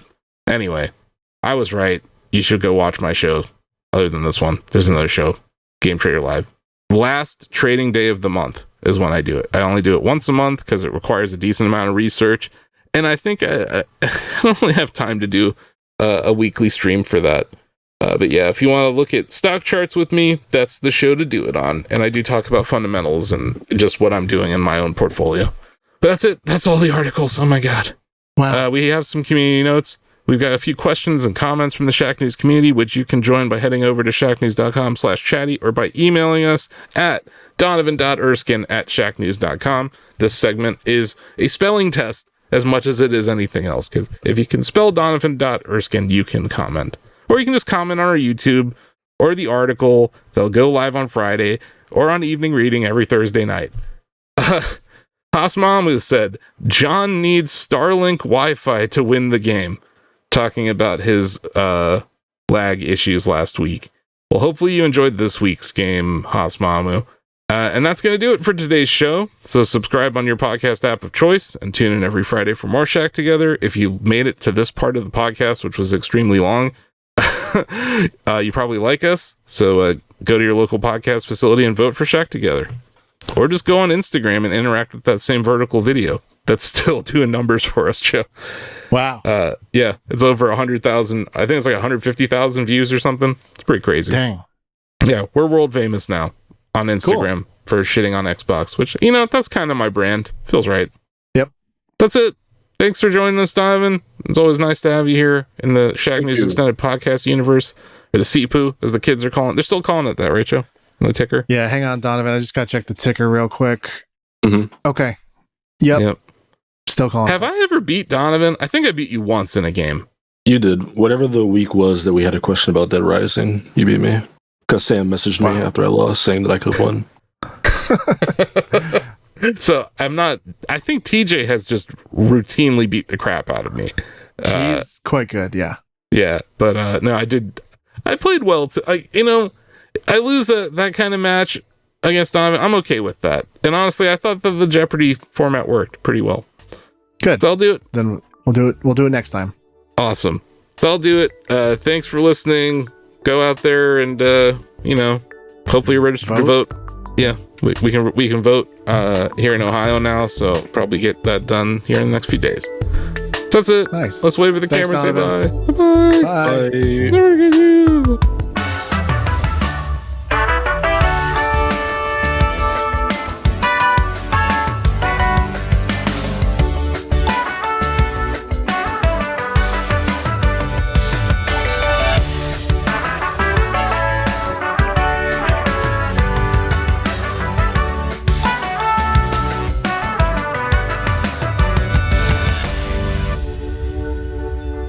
Shack Together is a Shack News production. Shack Together is a Shack News production. Shack Together is a Shack News production. Shack News is a multimedia company consisting of a variety of entertainment properties, including ShackNews.com, video game and cutting-edge technology coverage with evergreen video, guide, and long-read content, providing readers and viewers with the latest reviews, previews, interviews, and news. Shack News content is readable and viewable at ShackNews.com, Facebook, YouTube at Shack News Interviews, and Shack News VODs, Twitter, TikTok, Instagram at Shack News Media, Twitch, and more. But that's not all. You can play Bubbletron, our first video game. Combine 3 ideas, hit the market, and get your money hat. Bubbletron is a daily game in the style of Wordle, where players can launch a company and see its valuation instantly. Hit that high score and brag to your friends. Visit Bubbletron.com to play. There is no download required, no signups required, but if you are into app downloads, we have the cutest one on the planet. It's called Shack Pets, the ultimate battle for cuteness. Swipe your pets to victory on iOS and Android in this Tinder-like app for pets. Shack News is proud to present a variety of micro products, all available for free at ShackNews.com. Cortex is a publishing platform available to all of our users. Shouts is a Twitter replacement in a time where Twitter really needs replacing. And Reader, an RSS reader that won't get shut down by Google anytime soon. You can import YouTube, subreddits, all sorts of cool stuff, even podcast feeds. And lastly, all of our products are completely free to use and play, so if you're a fan of what we're doing and want to support the Shack News ecosystem, head over to shacknews.com/Mercury. Mercury offers subscribers access to exclusive Shack News swag like hoodies and VIP access to our long reads in downloadable format. It's a great way to support us. There's different tiers, and you get a lightning bolt next to your name.